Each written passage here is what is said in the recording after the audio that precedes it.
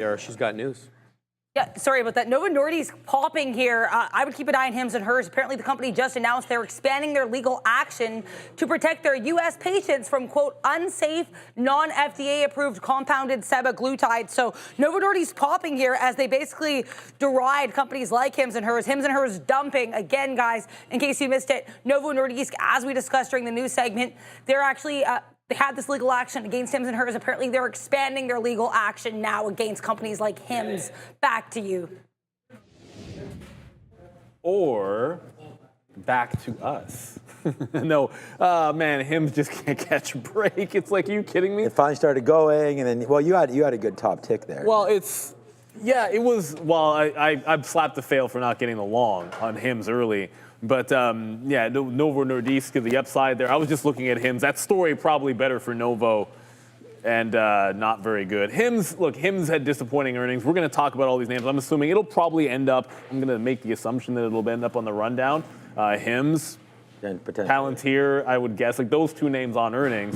It's like you don't have much to choose from when it came to earnings for excitement last night. Tonight, you have too much to choose from when it comes to earnings. Although I will boldly predict that most people are interested in AMD and SMCI tonight after the bell. So yeah, not good for Novo Nordisk. Oh, sorry, good for Novo Nordisk.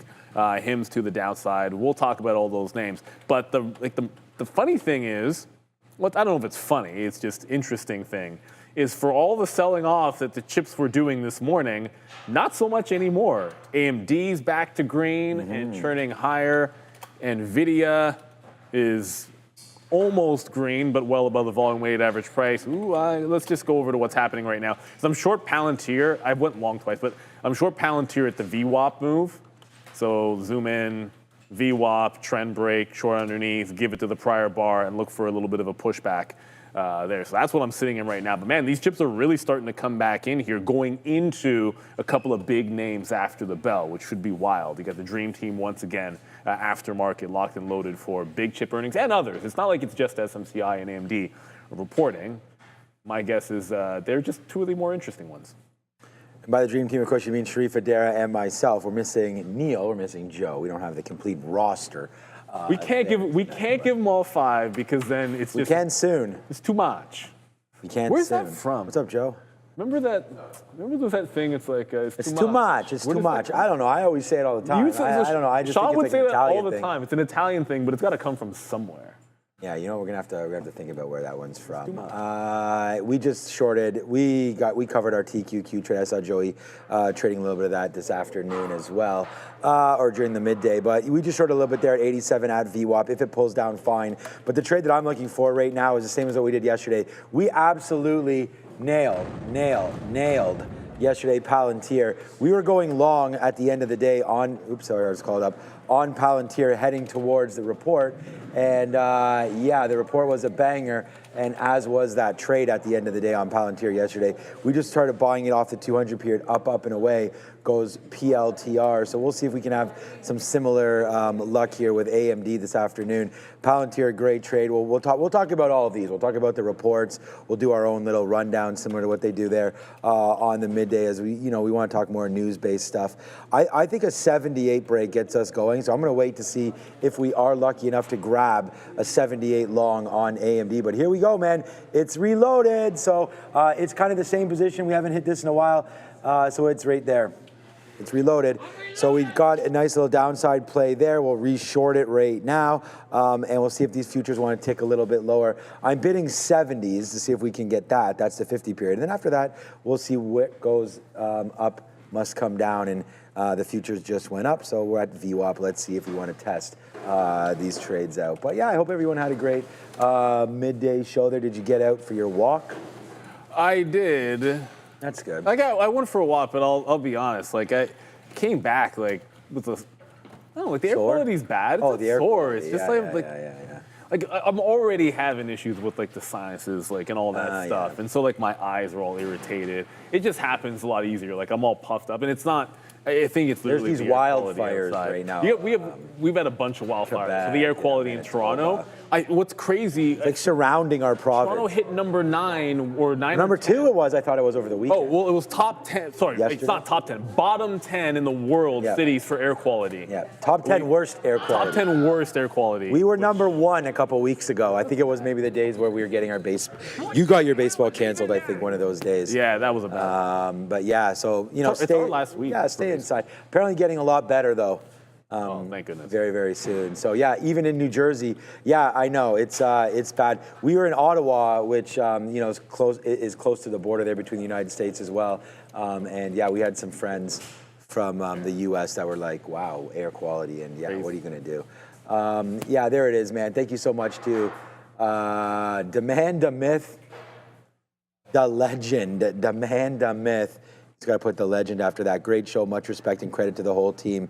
App has earnings report Wednesday. Yeah, okay. Can you have your opinion? Technical TA-wise, so technical analysis wise. So that's App. App lovin'. So yeah, I don't know if you have it up, but me and Neil and I can obviously look at anything you guys want us. Well, I want to throw up the old e-signal chart. Here. Yeah, okay. If we're going to, because I like to look, when we're talking about earnings, sometimes you want to look at a higher time frame, and I like ye old weekly, which just, it loads faster on e-signal. Oh, thank goodness it did. You never want to say that, and then it doesn't. I know, that's what I was going to say. Imagine, which would be kind of jokes. I don't have names for patterns like this, but like it already, I suppose. I knew boombastic. Yeah, the boombastic. No, like the 420 to 425 on a weekly chart looks like you know what kind of resistance on App Lovin'. But the prayer would be that you get anything. Look at the respect this stock on a weekly has with the 50 period on the weekly. If you like the stock, you almost want it to come down there. Buy for App Lovin', to steal something from Kramer. I love when he does that. I can't do it like Kramer does it, but you know, like it's about $300. I think that makes it enticing for a dip buy. I don't know, like it's weird to like the froth up here. And again, for a weekly chart, like you're going to take some time to get down there, but you got to look at the longer time frame. Let's go over. I believe Sharif is ready. He's locked and loaded. There's a lot going on around us. Sanding, they're moving cables, but we still got the rundown. Anyway, we're moving the. I don't know when it's happening, but they are moving their production stuff around. Looks like Mark, soon. when is that happening? Mark, do you know? Tonight? When are you guys moving all this stuff? Okay, so yeah, beginning of this week. So get ready. It's my most nervous thing because it's all of the equipment moving over there, but the guys have definitely got their P's and Q's and everything all time. How confident are you? Yeah, that's what I mean. That's the part I'm nervous about. I'm very confident by the end of the week. Yes. Okay. Mark is confident. Here's the thing. You got if you've seen Randy, you've seen Rob. You haven't seen a lot of Mark. For Mark to say he's confident, we're good. Yeah, like I know he's very he structured. Wouldn't say it if it wasn't Hyundai P. Okay. It's like think of it this way. Hyundai P. It's like when I say the Cowboys. Talking like the kids now. The Cowboys are going to go 8 and 9. You know it's a lock because I'm perfectly rational. 8-9. You're that confident. 8-9. You're that confident. 8-9. 8-9. No, Sharif. Where's Sharif? Oh, there's Sharif. 8-9, Sharif. All right. He's trash talking your Cowboys, but it's okay. He's acting like he wasn't paying attention when I said the Cowboys are going 8 and 9 this year. 8 and 9 this year, you guys are going. 8. Man. Which, by the way, for anyone that doesn't know math, that is a 47% winning percentage. Anybody that doesn't know math? Wow. Oh, apparently. Very aggressive. Apparently, my trash talking of the mic. The mic has got off. my mic doing issues. All right. Let's go to Sharif and see what. This is literally what I'm supposed to do when my mic has. Is it like massage, like the antenna? All right. Well, good luck with that.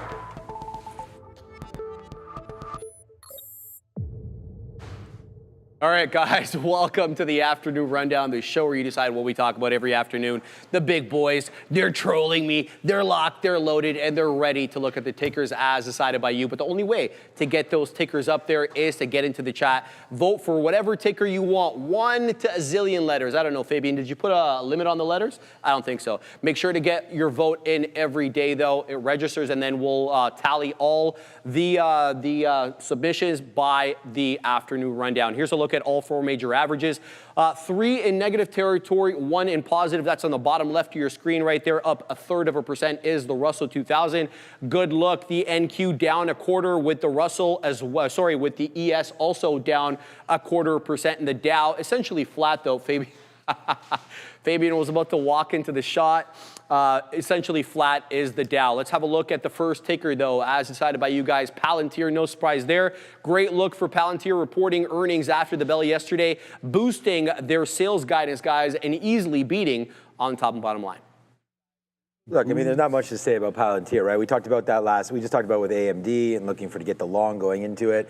I just think that there's not much going to stop this company. We've already mentioned here, just the forward AI movement is strong. I mean, you can see at video, we're excited for AMD later on today. So Palantir there, it has a 200 handle written all over it. We're going to wait to see when it gets up there.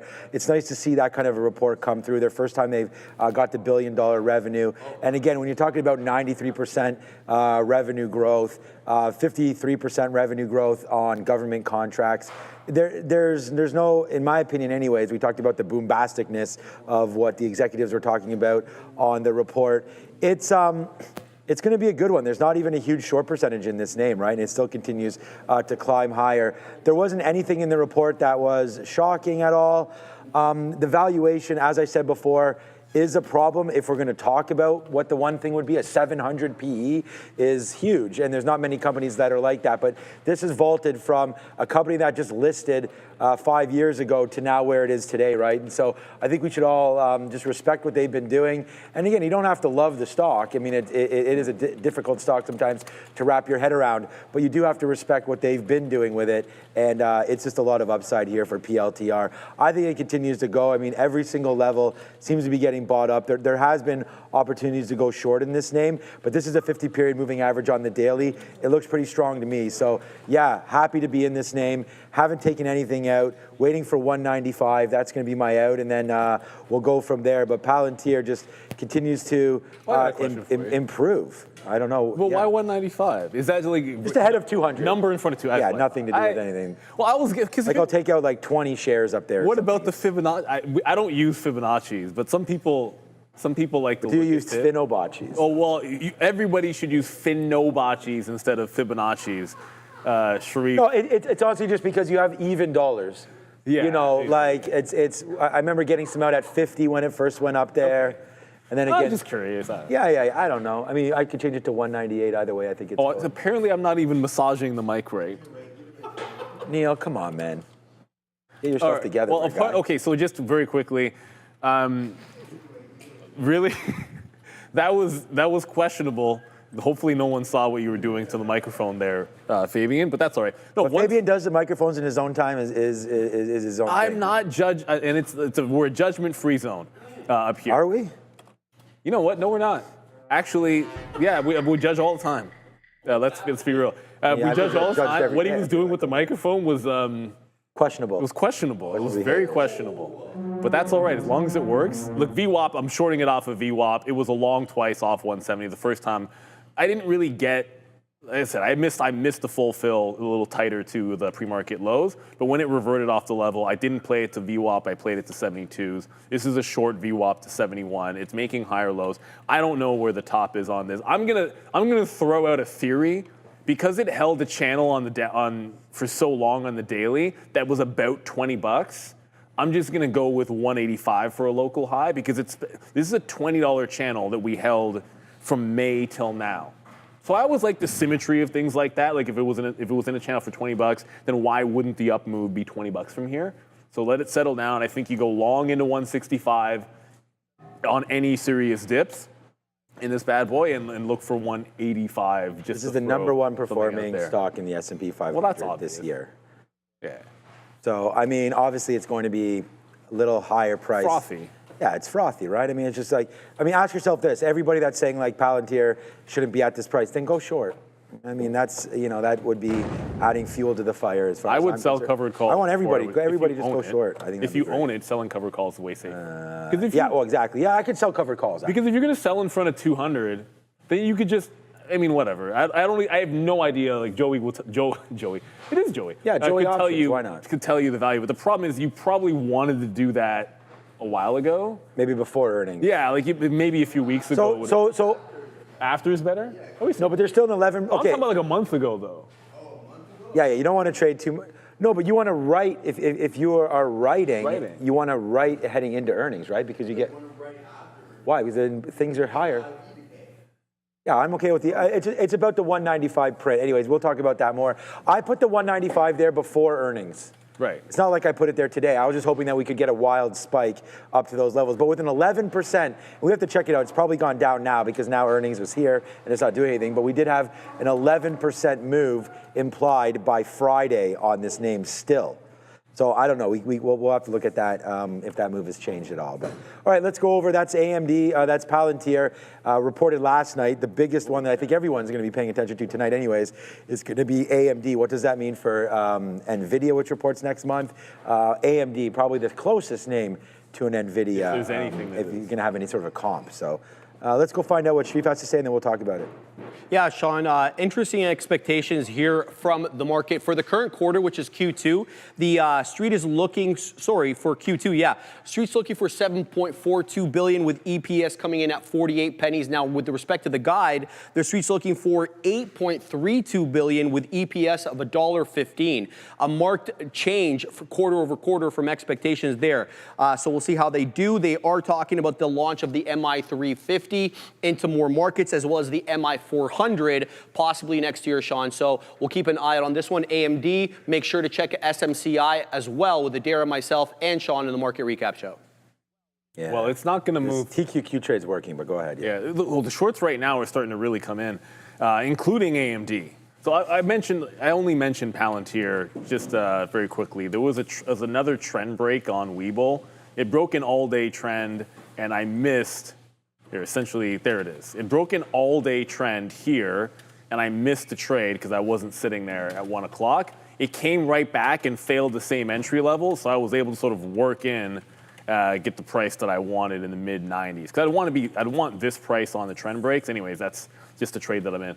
But AMD, didn't think we would trade it today. Sometimes you look for chip names that aren't going to be in earnings, but at the same time, look, this run that it's been on has been pretty spectacular. Like this, forget about the up channel in Palantir. Like this thing was in a down channel for longer than Palantir. I'm just gonna draw it as best I can. And this broke in May and held the 50 period. Since that move, like you've gone 80% to the upside, which is wild. And then from the bottom, it's way more than a double up from 75. And this is huge resistance at 185. Like it's not the tops, it's not this 210 area top, but like big time resistance 180 to 185. So that's a lot to chew through. And so they can't miss anywhere. Like I'm expecting good numbers, but like it's like the slightest thing wrong, and that'll be trouble for you through 185. It's not moving 2% that it moved last time, though. I figure it's going to have more volatility than that. Expected move of 8%. That more or less gets you to the 185. And the question is, can it actually push through? That's the only place that I'll be skeptical, is whether it has enough juice to get through that 85 tonight. I have no idea what's going on right now. Someone just in the chat was like, what caused this market to start to go to the downside? I don't know. I didn't put on that many shares, I didn't think. But there it goes right now into the downside off of VWAP, covering some now. Another, like, a good one. We're just trying to stack this up. All right, so I'm not sure if I want to cancel this trade right now, and actually I'm going to, and then we'll just deal with it if it starts to rip up again. I was actually thinking, as we were on our way up right here, that we were going to punch this long 178. But then the market did this, and I'm very, very happy for it, as there's another cover in the TQQs, as there it is right there, just as we came online. This is 2 o'clock. There's the short right there on the market. So we do that, and boom goes the dynamite. So we're back to trading now. Nice move downside right there on the market. And again, traders unite. This is the after show right here. So we're going to be doing a bunch of that. But there it goes. Nice move to the downside. All right, so AMD, look, expected revenues should be huge, right? A 48-cent EPS. They're looking for that. $7.4 billion in revenue. Wow, what a huge number that is. We just talked about Palantir just making $1 billion. This is $7.4 billion. Possible 7% move is what's been priced in for these guys. I think that's reasonable. I think that probably does happen. The past ranges from 2 to 10%. So AMD is going to be right in line here today with their move. The biggest risk for AMD, and I think we can all understand what it is right now, it's the chip sort of brigade into China. You know, regulatory review. We're going to figure out what chips can be accepted, which can't. If NVIDIA can figure their stuff out, that might be a problem for AMD because Chinese will probably choose the NVIDIA chips if that's the case. But I don't know, man. Lisa Su is just as smart as Jensen. These guys are, these stocks just continue to be the best ever, really. I mean, to trade this against something else, why would you? This bottom is 75, 80 bucks. You're at 180 right now. It's $100 in a straight line up right now. I don't know. Love this stuff. I mean, we've made fun of it before, Advanced Money Destroyer, but it's definitely been duplicating some profitable spots as well. So congratulations, everybody that's been sitting tight in AMD. I don't think there's anything wrong with sort of trimming a little bit off there before the earnings, just in case there's some kind of a miss. But why would we think that? I mean, all these names, right? Google missed, didn't miss, but fell a little bit into earnings. Now right back up again. Amazon had to move down, but with Microsoft, Amazon, Google, Meta, all spending money, all these CapEx numbers, how could AMD guide any other way? Also, too, like AMD gets to go before NVIDIA, whereas Amazon had to follow Alphabet and Microsoft, which I think really changed the litmus. I don't know that Amazon goes down as much as it did if they had gone first. And maybe it ultimately ends up in the same position, but I think it's a benefit here that they get to go out in front. All right, so yeah, there it is, man. The $200 and something black. They went with black today, right there. So they just got them right now. Her blades are now in. So yeah, these are the FT680s. These are good ones. Yeah. So that's it. So that's Joe and my daughter rock the same skates. The jet speed. So yeah, pretty hype there. The Jets. The Sandlot. Yeah, exactly. My little league team, the minor league team of the Red Sox is the Jets. So, anyways, well, yeah, those are the only good Jets, right? So let's talk about some Jets, Jets. Wayne Krebet. Hey, Curtis Martin. I mean, they had some great players, right? Some good players. Joel Theismann. Yeah. Go way back. All right, JETS, Jets. All right, over to the best team ever, the Cowboys, Sharif. Let's go get them figured out. Bills. Womp womp. All right, guys. Basically, a revenue beat or a revenue miss for Hims and Hers. Everything else beat for the current guide for the current quarter, with the Q3 outlook kind of mixed. Their revenue guiding 570 to 590 million. The consensus estimate there was 583, and the midpoint being 580. So it was a miss for the revenue. Now they're guiding 60 to $7 million for EBITDA, adjusted EBITDA. That was below the 77 million expected by the street. There's also the ongoing controversy that they have with the producers, the manufacturers of these GLP-1 drugs, specifically Novo Nordisk and Eli Lilly, with Novo Nordisk canceling the contract, guys, back in June, and now they are caught in litigation as Hims and Hers continues to produce these GLP-1s. Yeah, of course, it's Broadway Joe Namath. Broadway Joe. Anyways, go ahead about Hims. Yeah. What's crazy about Hims is like the hits keep on coming. For Hims, whether it's, as Sharif mentioned, the earnings, whether it's the back and forth with Novo, and it's what's wild about it. Look, let's just zoom out for a little bit. What's wild about all this is how well the stock has been bought back up after each one of these dips. Like, it's just something bad happens and it makes a higher low. Earnings happen, and I mean, the day's not over, obviously, but for now, it's at least bouncing off these lows. Like I said, I was disappointed this morning because I was looking for a long off 54. That should have been close enough, I suppose. I didn't get it. Once I missed. And then when Hims goes squeezing, it's like you just got to wait for a chance. And I really thought, okay, we'll short it at 61 because that's a prior low. And then wait for it to get to where it was at the close. Or in the aftermarket yesterday at those highs, which was 64, I just didn't think it would come all the way back.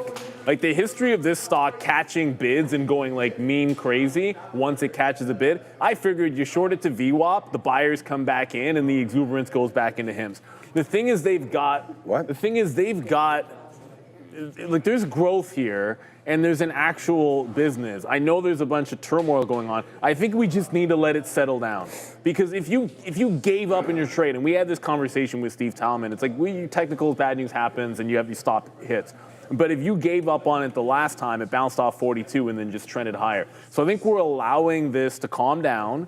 Will it hold a 50 period? Let's see if it can hold 54, the 50 period for a couple of days. If it does, I think there's a trade back into the highs. That's about the momentum. It's not about the bad news. It's not about, if you're looking for long here, then you got to suspend some of the valuation and bad news talk and just understand that it's been making higher lows anyways. So I'm just looking for the next couple of days for the 50 period to hold at 54. I don't know if we see that today for a reversion, but it seems like it might actually be possible. Surprised that the short came in this far. All right, yeah, like, a well-traded name. To me, when you're looking at this stuff, and we just reviewed all the numbers, just simple technical analysis, you got up to this level of $70 again, and then you fell straight off of that. So I don't know, man. I'm just thinking that this is a downside play right there for HIMS until you break through $66 again. I don't know enough about the thing with Novo Nordisk or anything like that to say this is going to get corrected anytime soon. I heard lawsuits and everything getting thrown around. So for me, I mean, you're down at the 50 period moving average. If you'd like to take a shot at the long in and around this area, 51, 52 bucks, I think there's something there. So that should be some kind of support. If you go long there, watch out for a $48 break. But yeah, down 13%. You can't be happy as a shareholder. But again, I don't think it's the end of the world here. It has a lot of volatility, right? The short percent was between 20 to 30% short float. So lots of opportunity here to trade HIMS. I don't think it's going to stop today. But yeah, on my mind a little bit there. Neil traded it well. We may break.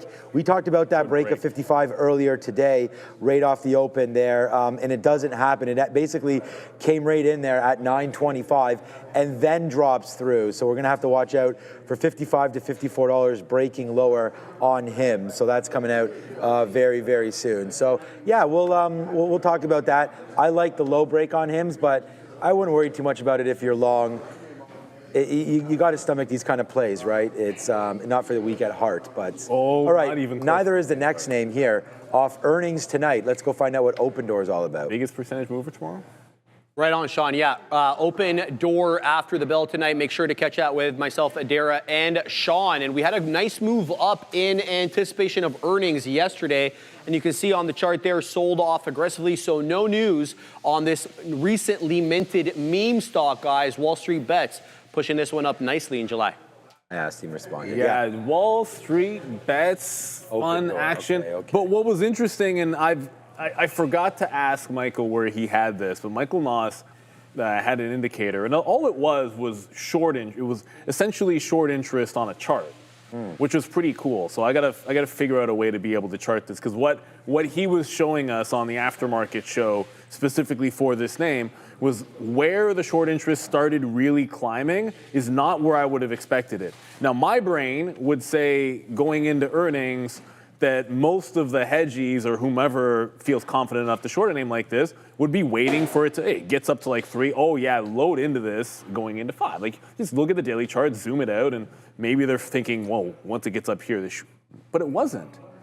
And what he showed was a lot of the shorting it was underneath $1. It was in this little range here from 70 cents to $1.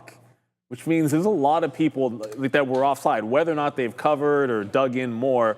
Reasonable to expect that I'm hoping that they can pull a rabbit out of the hat here. They regained compliance, and it's not always about the fundamentals, but there's a there, right? Like if some of the home builders are going to start looking okay, and we're going to get rates down. I mean, we've seen the perfect storm, what the end game looked like for Carvana, which I gave no chance to do what it did. This is like it may be like a mini Carvana where the train has left the station and the question is, do you want the lower high? And as long as this sucker's over the 200 period, why not? But I would wait until after. I'd wait till after this report to see if it actually maintains. Because if it's trap shorts underneath $1, you can do worse than a dip into the mid-dollar range, if that's in fact what even happens tonight. All right, our future short is now $1 in the money, and again, our TQQ short right here, $1 in off of VWAP as the market's kind of puking all over itself a little bit. I did take a HIMS trade. Looks like we're going to get blown out of it very, very soon. I was going to use, actually, That's 56.30. I wasn't going to go up that high. I was kind of using 56 or so area as maybe a stop, but 55.50 I'm going to get stopped out on here on HIMS. I wanted to try the break of 55 just to try it, and it doesn't look like it's very good right now. Short at 55.15. We'll see if we can take a 35-cent hit on this, and it looks like that is what's going to happen. So HIMS rejects again that break of 55. We'll average into it, but we're at half a unit right now. We're not trying to do anything too crazy. Look, Open Door is not a meme stock, honestly. With one, I mean, what the expectation is $1.49 billion there in revenue. So, I mean, I think that's pretty good. They're trying to turn profitable. Their last report was minus 12 cents. We'll see if they can get that back going. Looking for 2 to 3 cents negative still, but looking for a negative report from Open Door. I think there's a great opportunity for this thing to go. I mean, what if right now with lower interest rates coming this year, right? That's pretty, okay, there's HIMS. So we'll take an L right there. We'll stop a fail on that one as it just breaks through 50. We probably should have waited for the 50-period moving average, but I just want to try that. So, hey, man, that's an L right there. We'll definitely take that responsibility for that one. But, yeah, just back to what we were talking about with Open Door. I like it. The market is pricing in between a 15 to 30% move, so it should be pretty volatile there tomorrow. Just because there's such a huge short float, I think when you look at these names and you see that, that's where the risk is to the short. So if you are short and somehow, like, what if they pump a plus 1 cent number? Then you're going to be there's a problem. So I actually like the long on Open Door. So right there, man, at me tomorrow when the thing's moving. But I like the long and Open Door. I think it's a perfect storm. There's a lot of traders in this waiting for it to pop. And if they do somehow pull out a better number with, again, lowering the interest rate should be great for this home seller. Again, where you list your houses, so on and so forth. The more transactions that they can go through, the better that should be for them. So yeah, I don't mind it at all. So yeah, that's very quickly. That's me. Before we go back to Sharif on TVGN, which is, I'm short HIMS again. Yeah, that TVGN, well, it doesn't really matter. TVGN looks like expands collaboration with Databricks and Microsoft to build the beta version to incorporate oncology targets, blah, blah, blah, blah, blah. So anyway, that sounds like a lot of blah, blah, blah, blah, blah.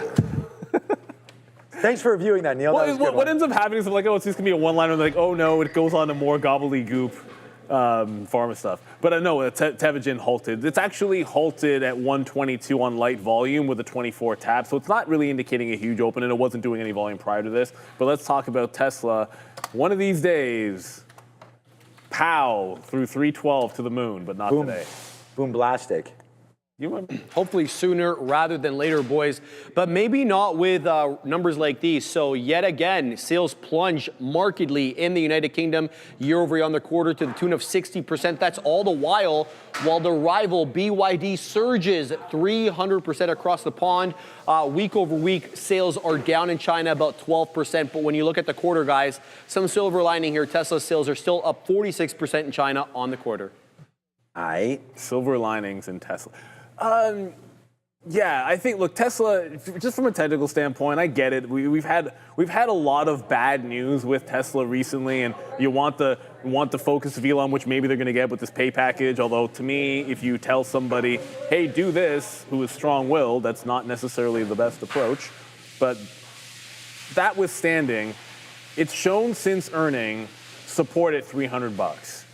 And typically, whenever you double bottom off earnings, I'm generally looking for the breakaway from that level. So tried it yesterday, didn't go.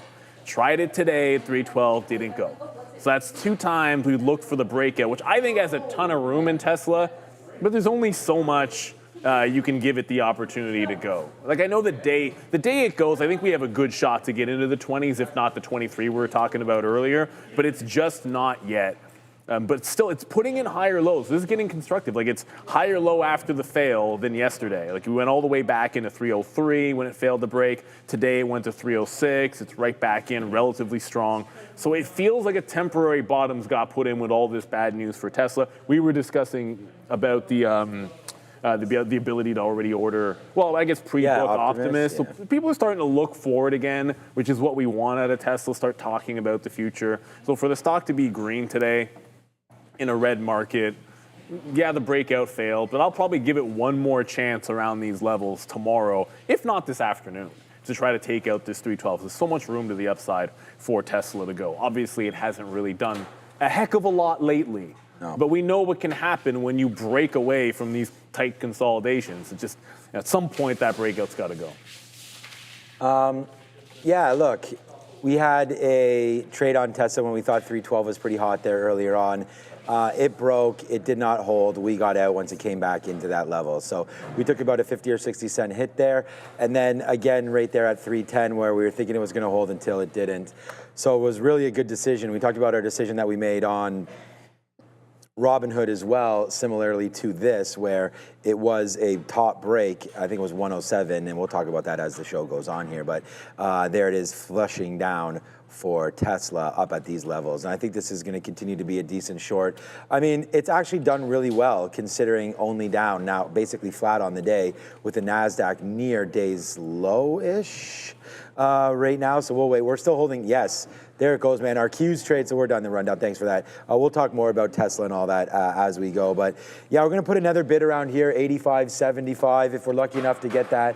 Actually, let's put one at 90 first. And I just kind of piece these out because although it looks like we've got some good trades on board, I don't know which way we're going necessarily. Palantir's catching a bid. Once we get it, Palantir's also catching Palantir's a bid. catching a bid here off of 171.5. Just very quickly, this was the all green candles, 171.5 going into VWAP. I'll zoom in. There you go. That's way easier for you to see now. So yes. All green on the 3-minute into the reversion. So it's from here to there that is the trend. So when it catches a bid off the same level, like I saw it hold, wick, bottom, out. Like that's in, like on a 3-minute, it holds exactly 171.50 on consecutive candles, wicks the bottom and comes back through. So that's, to me, when into support level, get out. If I was looking long in the middle of nowhere, maybe you'd look long. I don't know that I want to reload. Palantir's up 7%. I don't know that this is a reload at VWAP. I don't think so.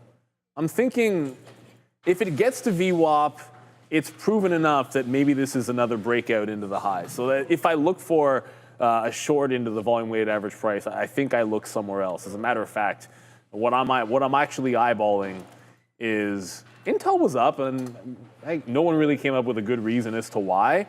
But simultaneously at VWAP, these big points where it ran off to the upside, just a couple. It's a very, very shallow trend line, but it loses that if it loses the volume-weighted average price. So I'd rather take a shot at this, which is up on nothing, than try to fight any buyers that come into the volume-weighted average price on Palantir. It's been good for a scalp trade. It just kind of bungled it early, but Palantir is always going to give you another opportunity to get in. I just saw someone say Fig for the short. Is it going to break? It never broke 85, so we didn't take it. I did pay for it. I had it at the volume-weighted average price. I was able to scalp some out when it went $1, and then it broke VWAP, so it ends up kind of a flat trade. But remember, this bottom, we got the opening prim was 85 on Figma 3 days ago, 4 days ago, whatever. Yep. 3 days ago. Trading sessions ago. But anyways, if this wick is not real, and it happens on sometimes on these IPO opens. As far as I know, we got filled at 85 and we're never out of the money. No, it never went So below. 85 break is an all-time low break on Figma, regardless of what the chart says. So I'm going off of that. I'm going to take a shot at the break. We were going to take it this morning and then just sat there watching it bounce very cleanly off the level all the way to the volume-weighted average price. Sometimes you don't even want to have a bias at a level like that because you could play it both ways. You could reverse into the short if 85 breaks. Like we have the option to do that. So I'm going to get my order back in if 85 breaks, and I want to use an edge stop. So I'm going to. Yeah, so I think we'll let Neil set that all up. But yeah, I agree 100%. I mean, we hit that Figma trade yesterday going short through 102, 110s, all that. So no surprise where it is right now. I mean, if you thought that name was like super hot fire, I don't know what was. I mean, you come out at $33. Software as service and things like that haven't been really that hot. We've seen Adobe, and the way that Adobe stock has been reacting lately has been pretty negative. So there's Adobe right there. like whoosh. This is the Figma IPO right here, whoosh, downside. So yeah, I what is wrong would with never be expecting that to do anything, and this is in danger again of getting even lower. I mean, you want to talk about the opposite of some of these other names. I don't feel bad for people that are in these names. I mean, hopefully you have some other winners, but yeah, not a good look here for Adobe as we continue to get lower and lower and lower on that name. But you know what we never talk about? yeah, go. Oracle. Oracle, yeah, I think Adair mentioned something about Oracle. Those are the two top stocks. I think it's like Oracle and Palantir in the S&P 500. Yeah, Oracle just continues to go high. I'm only bringing it up because you pull up that Adobe chart. I'm like, man, that's a name that we don't talk about. And I'm just throwing this up here to do this. And shout out to... The graphics are a little louder this afternoon, but why not? Because this has been an absolute rocket to the upside. And it's not... Okay, I shouldn't say this because usually when I say this and there's any kind of a bearish setup, I jinx it. I wanted to say there was not much standing in its way, except for a lower high and a consolidation off of that lower high. But what an absolute beast Oracle has been. Something that if you're an old head, maybe you a long time ago had some shares in it and then wish you had been buying more. Like Larry Ellison, I think, is the second richest man now, for sure. I don't know how far away he is from Elon. I just remember Larry Ellison was, when the M&A circles, it was if Larry bids on your company, the deal's getting done. Like it was just, no, his deals never really fell through when they would acquire somebody. Let's go up to the desk for Adair. Yeah, with regards to Palantir and Oracle, I did want to mention again, I brought this up during the midday, but here's this infographic showing the weighting here of the top 10% of the S&P 500 by market caps. So as you can see, they'd be the top 50 companies. That's not as of today. As of today, Palantir has taken out at least J&J. So I'm going to update this once we have the market caps as of the close tonight. But either way, Oracle here in the top 15 to 20 easily. Palantir, I believe, in the top 25 as of yesterday.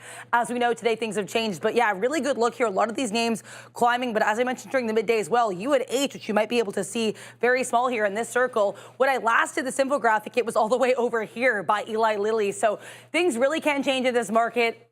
Just, I guess, a very visual picture of that change. And you know, you got to stay on top of these stocks. I guess I'll update this infographic soon, but check out this version on X at DTV Research right now. Back to you.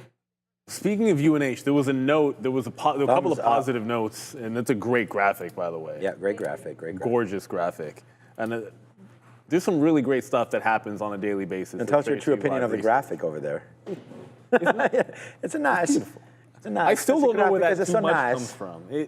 It's gotta be. It has to be from a show. I'm wondering if it's like a chef or something like that I was doing it with. But and the people, everyone in the chat's like, it's from this, it's from that. There was like a half a dozen places people were referencing, so maybe it isn't from anything. Like that's a nice. Just one note about UNH. Yeah, I think that's where I get it from Borat. I mean, most of the things I get it from Borat. Is it from Borat? That's in my wife and all that kind of stuff. Like, so I wonder if that's maybe what it is. Is it? And I just use a stupid Italian like talking with their hands.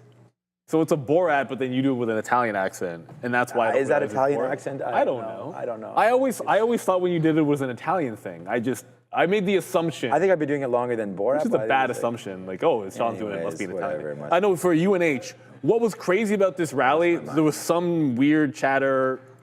Like there was a fundamental story that was good, and there was some weird chat about Berkshire, which I don't know if it was true or not. All I can say is it looked to all the world like it was falling apart and coming back into the volume-weighted average price. But we always talk about like reading the tape, and unfortunately I can't predict what the tape is gonna look like right now on UNH. Why not? But what happened here, like you're like, well, it's looking like it's gonna go. And that moment when 250 held, there was a reserve at the $250 level. And it was just holding it for like 100 shares, it would go. And even if it got taken, it's coming right back, and like they were selling it, like, oh yeah, the short's good at 250. And then it broke, and then you could just see the bid started to like so the spread, which would be like 10, 15 cents, the spread just tightens right up, and all of a sudden it's like right at, like they're bidding it right into like 99s at that 50 level. You're like, yeah, it's gone. You better get out of the trade. And like punched out flat, and then look at it go. Sometimes the tape gives you a big hint. Like a held offer looked like it was gonna flush down. They release it, the bid closes the gap right in. You can see a little bit of tape acceleration. I was biased to the short side, but sometimes you see those opportunities long. I don't know if UNH is bottomed out. To be honest, I'm not willing to assume. at this point, just because it had a couple of, I don't know, it's up 3.6%. I guess yesterday it was up too. Yeah, yesterday technically it was up. So 2 good days in a row for UNH. That's not bad, but all it's done is not even taken out this local high above the 250 level. Maybe it's a little more exciting if it can get through 255. Lots of room for it to rally. And I know there's going to be a moment, but I don't know that I want to jump into it just yet for another shot. Because I had a swing trade in this that I held for a while to get flats on, which I'm never a huge fan of. Adara? Yeah, just keep an eye here on NVDA pushing a little bit lower. Apparently, the U.S. is charging Chinese nationals with NVIDIA chip export breaches. I'm just seeing that come through. A little bit of a drop here for NVIDIA. In terms of UNH, I just want to opine here and say that I have not seen anything even remotely concrete or from any particular source suggesting that Warren Buffett and or Berkshire Hathaway are acquiring United Health. And from what I'm seeing, a lot of sources are just kind of saying this is unsubstantiated. So be careful here with the UNH pop if you're looking for that for longer term. We have zero, even mildly credible confirmation that Warren Buffett and or Berkshire Hathaway have gotten involved with the name. Back to you. Because someone asked me earlier, and I was like, look, there was like a rando person on Twitter that said it. However, there is this stuff. Why the health insurance? Like Humana went to the upside. Like it wasn't just UNH went to the upside. You can find this. Wolf sees easier path to 2026 payments. Essentially positive for the entire space. That's not like they're calling a bottom, but that was the nuts and bolts story. And I think people are going to start to make up stuff. I don't make up stuff. People are going to start to guess at where Berkshire is going to pour all this ridiculous amount of cash to. And I think you get too excited trying to guess at it. Just wait for the 13Fs. Because you wait for the 13X so you can be fine. But the market's starting to roll over. I'm only still in. Berkshire just should have bought Palantir. They could have bought anything. A couple months ago. I think they have 300. Could have bought the market. No. I mean, they could have bought an individual company. Like yesterday, Palantir was $300 billion. You know, they have $345 billion in cash. Crazy. There's Berkshire right now. I wouldn't be surprised if they actually put some money to work at UNH. I mean, if they're going to try to pick up some value, that's been so depressed. I don't know if I like the name. I actually like the super chat that we just got about Oscar. We'll talk about some OSCR in a minute. I think they're a little bit. I think they might even be tonight. Are they tomorrow? Oscar. But right now, savvy Canadian traders, please scan that QR code on your screen to boost your exposure. You can now tap into the Nasdaq 100 and the S&P 500 with Beta Pro 3 times daily levered ETFs featuring built-in FX hedging. This aims to amplify short-term market moves, minimizing the impact of currency swings. Whether you're feeling bullish or bearish, these ETFs are built for active day traders ready to take on the market. Please, if you're interested, read the full risk disclosure in the prospectus at betapro.ca before investing. And I'm actually in an absolute monster of a trade right now with this TQQ move. And this is a triple levered product. So there you go, right? You get the Nasdaq right now being down 0.6, you get 1.8 over here. But please remember that some of these, this is why you have to read the prospectus and understand it. There's decay of time with options. So, you know, it's not going to be, as the market moves over the month, if Nasdaq's up 5%, this is not going to be up 15%. There will be some decay, and especially if you hold it a little bit longer than that, you will see that happen. But please do your own research and get involved with Beta Pro or any of the levered products. Do your own stuff. I wanted to, before about Oscar, I just want to say, because I haven't, super chat. I saw the super chat. I don't know if you have it up or not. But just right now, SMCI, so they're going to be reporting tonight. The only thing that I noticed about SMCI right now, there's a neutral consensus on the street about this. So it's just sort of as many buy-side analysts as there are sell-side. But the average price target for some reason is $42 to $45. So we have well exceeded that right now, being at $57. Of course, SMCI makes the super high-powered servers for all of these chips. So again, you know, these chips got to be put in something. When you're hearing Elon Musk and all these guys buying hundreds of millions of dollars worth of billions, right? I mean, in CapEx spending, they got to go somewhere. They can't just put these chips on the floor. You know, they got to be wired, put into racks. There's Dell, there's SMCI, and there are some competition there. The implied move on this is over 13%. So we do know that we are going to get some movement here. The risk to SMCI, of course, that's the split, so we don't have to worry about that. The risk to SMCI is that their accounting reputation and things like that. I mean, we assume everything is fine. I don't want to see this number come out tonight and really surprise one way or the other. And I think we'd like to surprise to the upside, but I don't know. It's just like this was an $18 name back last November, so it's really done well. It's had a nice upside play here. But again, just accounting reputation there. Guidance should be pretty important. We know AI is relatively strong, so SMCI probably a bigger, honestly, I don't know, I say probably than I say might, but I versus AMD, I'll say SMCI swings more. I think it swings more. What did you say expected was? It says 11 to 13, so let's say 12. Okay, so that's percent right there. Its historical average though is only 2%, which is kind of strange. Which is wild. But like, hey, they haven't got rid of an auditor in a while, right? So they managed to keep an auditor for more than a little bit, which they got rid of like 2. Was it last year? And within a span of a year, they switched twice. It was just very quickly on the super chat. AI reimagined. Thank you for the super chat. Can we check out Oscar, please? Earnings tomorrow morning. Yes. Seeing if it's a good setup. Well, I don't have many setups for before earnings because as Austin Powers say, that's not my bag. It's not. Going into is that an Austin Powers reference? Yeah, I don't know that one. It's not my bag. Well, I don't know. That's not my bag. And I'm not doing the accent. Forget about it. Let someone talented do the accent. That's not me. That's not me, man. Bruh. You just did some accents there, right there. Because I'm a huge. What, do you have like a Cuban accent now? Nah, there's an old Brooklyn comedian that this dude Rashid. Just look him up. He's absolutely hilarious, and his character does a Poppy. Once you hear him do Poppy, I'm like, this guy was gonna be huge. Oh, Big Poppy. It was it's similar, but it was right around like when all that Def Comedy Jam, when a lot of it was blowing up. This guy was about to be huge. Anyways, Oscar for the setup, from a support standpoint, great. Like, sure, like you look at the support you've got down, you could be long 13s and giving it to 11. That risk to reward looks fantastic, but just understand, like, why couldn't, if Oscar misses, is it unreasonable for it to lose underneath 11? Yeah, the risk to reward setup looks good. I don't really know much about the company, to be honest with you. I can tell you, we look at the increased amount of volume into it, though. Like, there's been a lot of interest, especially around this area. So it's certainly explosive here, and you're risking, 15% to the local bottom?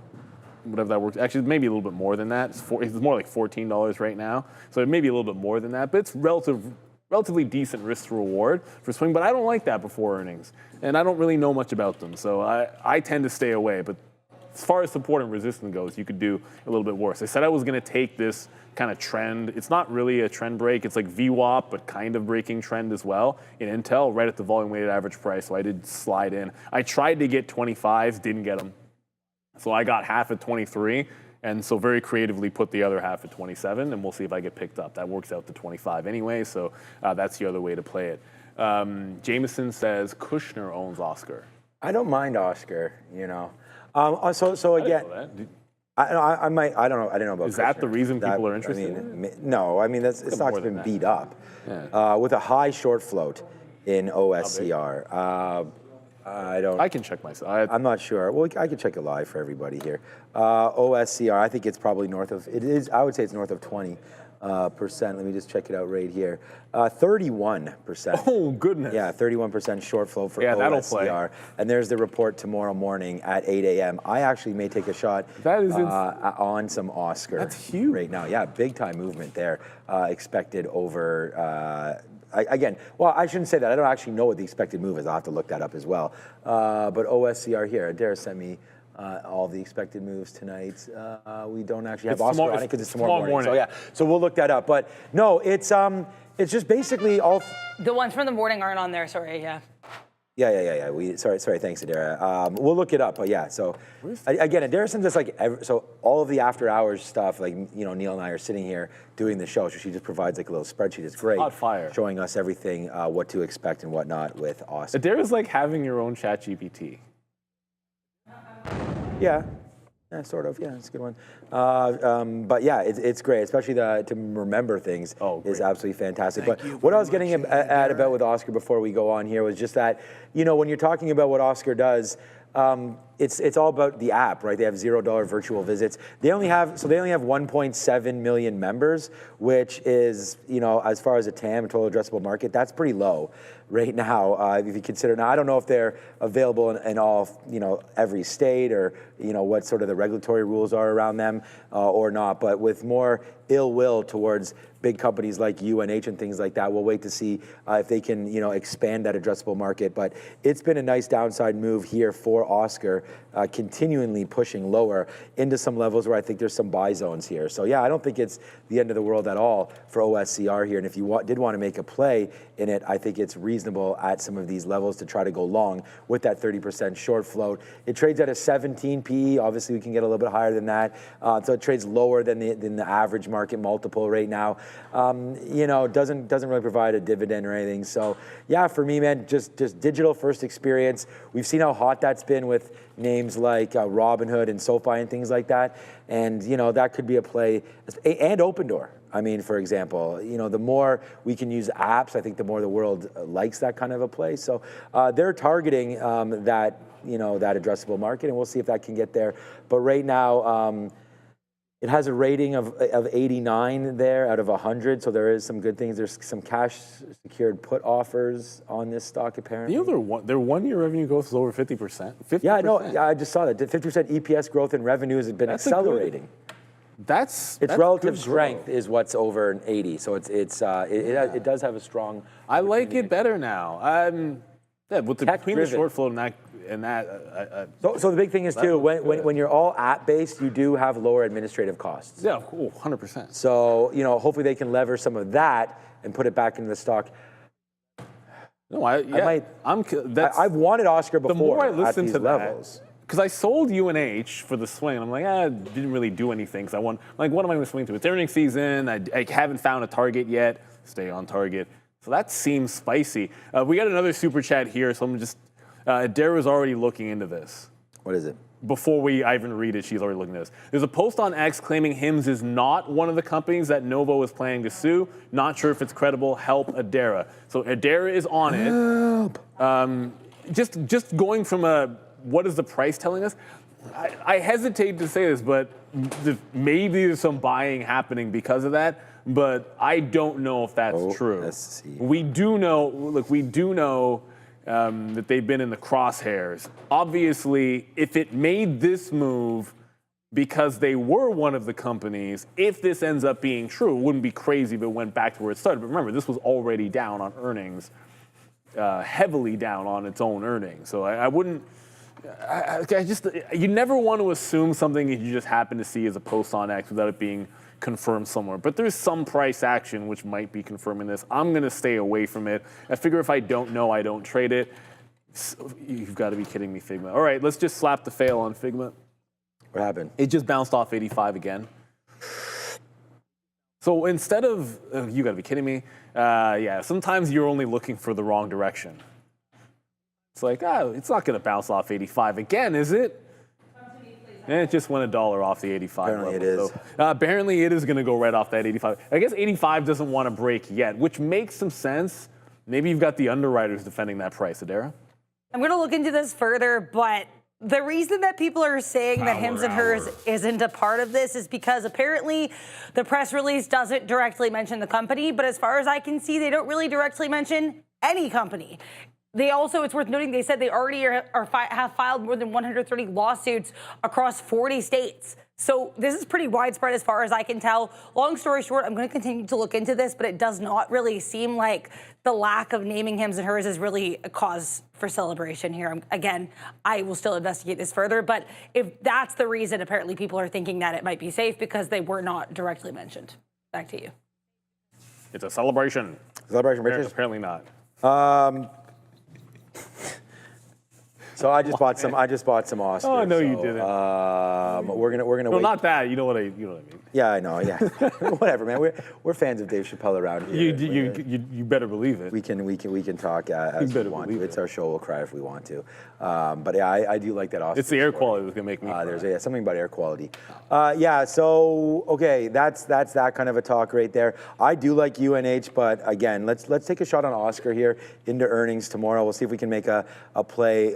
I just, simply bought the shares. We'll see if we can make a play there. I didn't log in enough and figure out options or anything. We're not too interested in that right now. Coinbase on an offering today. Again, they're going to the downside, another 5%. Wow.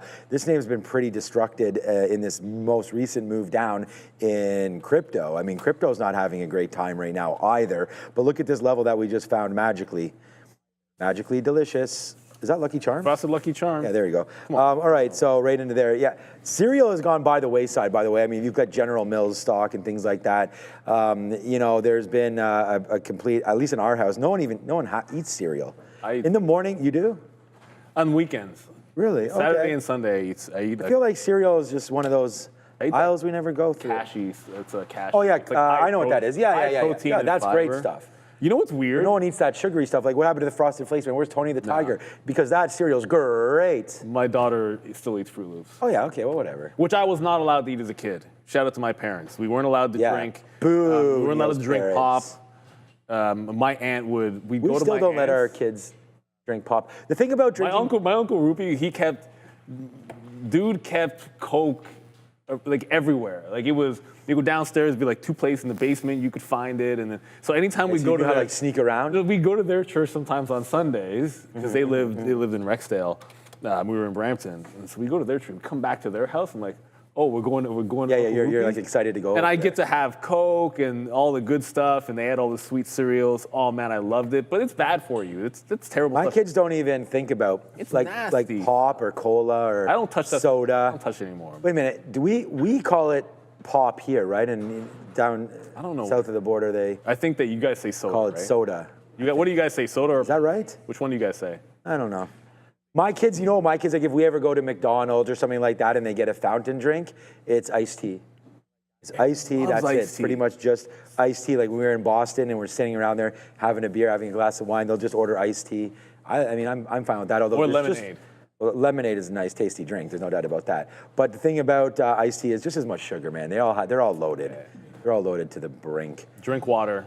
Pop, Northern America, soda, South. Yes, okay. Okay. That's that. But the lemonade at, I keep saying this, man, the Chick-fil-A lemonade, that's my favorite lemonade. Although it is a little bit sweet. They do have a half-sweet version of that as well. Okay, we're going to go to Darren in a second here. What is this right now? What % do you sell when a red triangle shows after a buy? Yeah. You're probably talking to me by caps, but we all have the same sort of software here. And every single time here, I'll just go over to TQs, for example. So you can't really see this, but well, hopefully you can. A purple is a short sell. So that means that we're going short. And then all of these are covers. So we actually don't put on here. It'd be kind of cool if it showed like what % we were covering. But I kind of just like, if I have 100 shares, some of these, and I don't do it properly, man. I just build these flowers all the way down. And it's just like I take the majority out at key levels. So like right into here, into there, there's a bunch. It just looks like there's a bunch there, but they are bunched up. But anyways, I try to take out roughly 10% every time, but sometimes I get carried away and I'll even have more shares. So it's a little different. But, looking at something like a Robinhood right here, it's pretty obvious. See, there's one in, but when I'm wrong, bye-bye, one out like that, just like that. And a good example that might help as well is Tesla, where we get in a couple outs and then eventually it breaks and we get them all out. But yeah, good. Thanks for that. All of the greens are us going long. A red is a sell and a purple is a short sell. Let's go see what Adair's up to. Into the Hams and Hers, yeah, as far as like this press release is pretty vague. I was seeing also online apparently Hams and Hers is not named as a defendant yet in any of Novo's legal suits, but they do say as well in this press release that came out that did drop Novo Nordisk that they're going to be filing more suits as well. So this might not be the end of it. Long story short, again, it doesn't seem like they're directly referenced in any of these current actions with Novo Nordisk, but that does not at all protect them from being mentioned further. We know that Novo Nordisk has also previously terminated its partnership with Hims and Hers for similar reasons. So that, I guess, is a little bit more details. Unfortunately, there's just not a lot of clarity or information available, but I'm going to continue to look into it as we get more info. Back to you. Get it, Adara. And shout out to Long This. Don't mind. Guys, what do you think of Lululemon? Ooh, Lulu. It seems cheap for your swing or long counts, 13 PE. I think we get a little obsessed with PE sometimes. Like We had this conversation. The number of stocks that look like good values on a PE basis, whose charts look adjacent to this, it's high. You're not gonna like a chart like Palantir is gonna have a reasonable PE. A chart like Oracle is not gonna have a historically good PE. That's just how growth works. And unfortunately for Lulu, let me go to a monthly chart. Because the last time I talked about this name, I sort of said what I would be looking for because I was considering this one. It's getting to price levels at least. The 200 period on a monthly chart down at $150 gets interesting for me. So that's what I'd like to see on Lulu. On a monthly, this just broke down on the monthly chart again as we go into a new month here. So this needs to hold some kind of a level on a monthly. I'd be looking for a candle like this. Show me a reversal on a monthly, then get in there, and then take a swing trade. The stock is a falling knife, regardless of whether you could like the products. There's nothing wrong with that. I think they're still probably fine, but the chart speaks for itself on Lulu, so a bit of a hater there. I can tell you that Figma, once again, the land of no fill on the break of 85 on Figma. I crossed to 50. Left it in, no fill. It broke 85. It went right to 84. 84, I think 84.20 or so. It was the first, 84.20 something is the first bid I saw, and just continuing to crater to the down. I mean, crater is the wrong word. It's only down 6%. So, it's crater is not the right word for Figma, but you can see it's an all-time low here for Figma. There was some support. Maybe it was the underwriter or somebody was trying to hold it up at 85. But now that that's broken, all systems go to there. Yo, Nimrod, come over here. He's in the house. He's in the house. How's everything going? Good to see you. All right, come sit down here. Stand down here so we can. Should I mic him up or what? Hey, good. Yeah, we can get him mic'd up. See you, brother, man. So I got my mic Here, falling look, off here. you said you guys. Thanks, brother. You have to drink this first before. What do wow, what is this? Tequila? No. Oh, what do we got here? Vodka? Yeah, it took me 5 days. There we go. You got that. Yeah, you got that. No. You got this mic. You got this mic. So it took me like 5 days to get here. Nice. It's delayed and stuff, and I had like 3 days layover in Iceland. Okay. So I just brought stuff from each location, as well as many awesome stuff from the Middle East. We have a Show us when the something. war. So we left everything there, but maybe the goat cheese, because it's really symbolic. When the war started, my best friend is from Palestine, so he couldn't work in Israel. So we bought 40 goats, and we started a goat farm. Wow. And so I brought you actual goat cheese. Yes. From You're getting one an official goat look. There's the official to bag. my trading goats. In that sense, and I really, it's important for me to say everything, all the gifts. I'm just a delivery guy. It's representative of an amazing community that loves you guys. Dozens of people touched base with me when they heard I'm coming and wanted to like chip in and stuff. So everything is from everyone. You had to bring anything. And also, It's cool that you're here, man. And also we have something for the Jeez, community. what so, is- yeah. So we have this is How do you know I would OG like that? olive oil that we make as well. Oh, snap. And this is the actual goat cheese. Like I just showed them. I'm just thinking everything. Yeah, Don't give an Italian olive oil. If someone in the chat wants lure, then YouTube Trader TV goat piece. And there's actually a video from the like showing the goats and the Well, maybe process. we can get Ramin. Shout outing to Sharif as well there in Arabic because they speak Arabic. So really everything is from everyone. I also have a small super chat to everyone. This is Obi. This is Sean. Obi, I'll just take Obi's. Is Obi? Obi's not always here. And there's What are you doing with cash in here? Yeah. Whoa. No, just yeah. And there's 1 shekel, just a symbolic.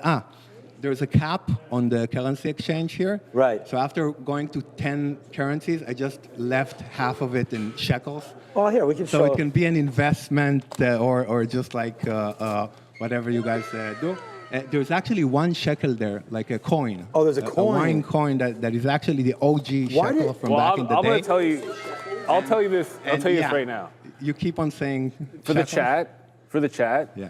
Everybody out there, I want you because I'm donating whatever's in here to charity. No, wait. We also have a community Trader TV fund. Okay. I What? talked to Brandon. Yes, What? there's more, guys, there's more. So we have a contribution for a fund, tradertv fund. Brandon can expand on it later Okay, because I want now we're talking. to let you guys. There we've got, figure look, all there, the technical David, another stuff. $50 So, coming through. Honestly, and I really want, beyond the fact that I owe you guys so much, really, I can honestly, and I'm a bit jet lagged and overwhelmed, so apologies in advance. No, you're Again, it took me speaking 5 days amazing. to get here. But What was it? You went through Iceland? I saw your I went email. through Italy. You have limoncello from Italy. You have chocolate and We don't have it here for liquor long. from Iceland. So You speak my you language also now. have, So you guys also have like stuff from all of the places I've been. Amazing. But honestly, I can't thank you guys enough, each and every one of you. Like, you are the reason I started watching, because essentially, I used to watch this guy, Gareth Holloway. He does Yeah, like, never heard of him, blah, blah, blah. He Yeah, yeah. doesn't do day trading. He doesn't do day trading at all.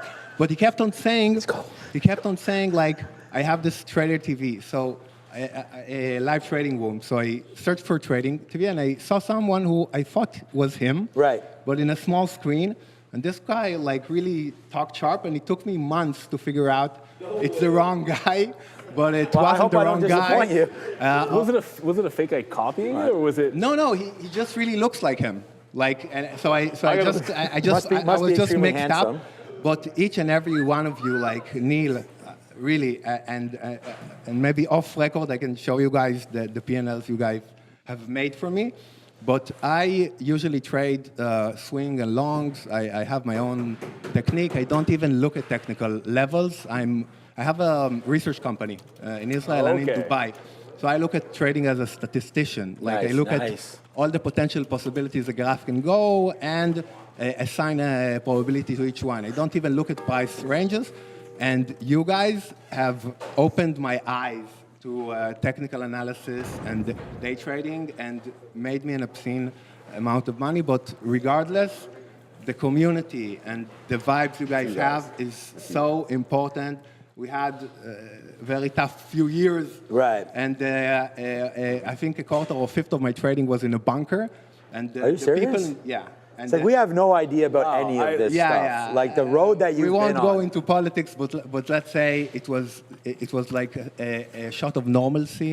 Okay. And it was such an amazing experience, and I thank you guys so much. And again, this pilgrimage, I'm just the representative of an amazing community who all love and appreciate you guys. Oh, well, that's amazing to hear. We're That's, humbled. I'll tell you that amazing right to now. see. that touches us. for Absolutely sure. humbled. I cannot thank you enough. Yeah, and you know what? If you feel like you're not, like you're speaking, like you sound amazing You're killing it. for all your I travels. lost my voice. So, I'm so like jet lagged as well. And it It's does like- take a lot to come on. We have, 7,000-8,000 people They're watching. loving you in the chat. And by right the now. way, Lot- this super chats place coming in. is huge and incredible, and I'm really looking forward to see Can you what will imagine? We used to happen. have 40 traders behind us. No, and I'm So really looking forward to this 360 gyroscopical Yes, it's gonna be awesome. kind of thing you're building on. We're But getting guys, there. this place is huge and amazing, and it's awesome to be here. Thanks for having me. Well, we're glad that you could. thank you. First of all, come thank you through. so much. We'd like to talk to you after as well. So thank you so much for everything. And we'll talk to Brendan about getting that set up, the fund and everything like that. So Nimrod, thank you so Appreciate Bro you, Road. Nimrod. Thank you so much for coming through.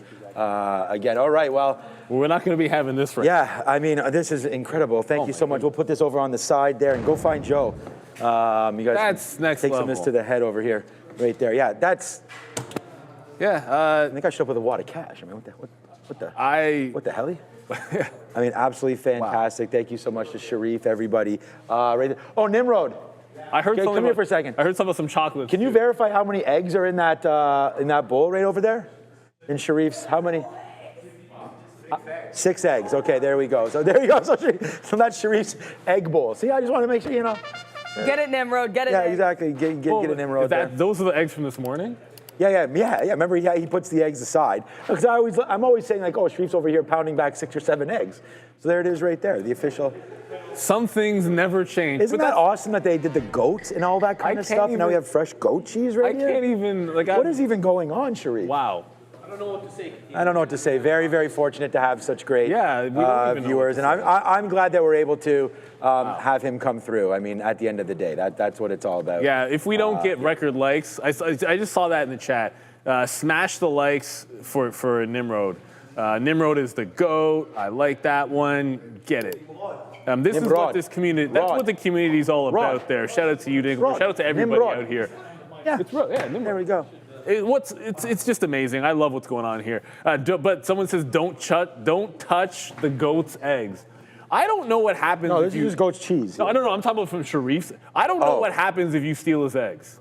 I do. Here, give me them. But I'm getting healthy, so maybe I could find out because I don't think he could catch me anymore. Oh, you're gonna be running around after. So when it. he could, let's be real. When the dude could catch you, like that's when your go-to move. I mean, Sharif probably works out. I think Sharif is a teddy bear. Where is that guy? Of course he is. Of course Not he going is. to do That being said, running away from a dude that's twice your size is not the worst opportunity if you get yourself in that spot. My goodness, Figma could go SSR today. It's tanking. Yeah, the almost futures to are coming back in as $80. well, Everything is coming to the downside.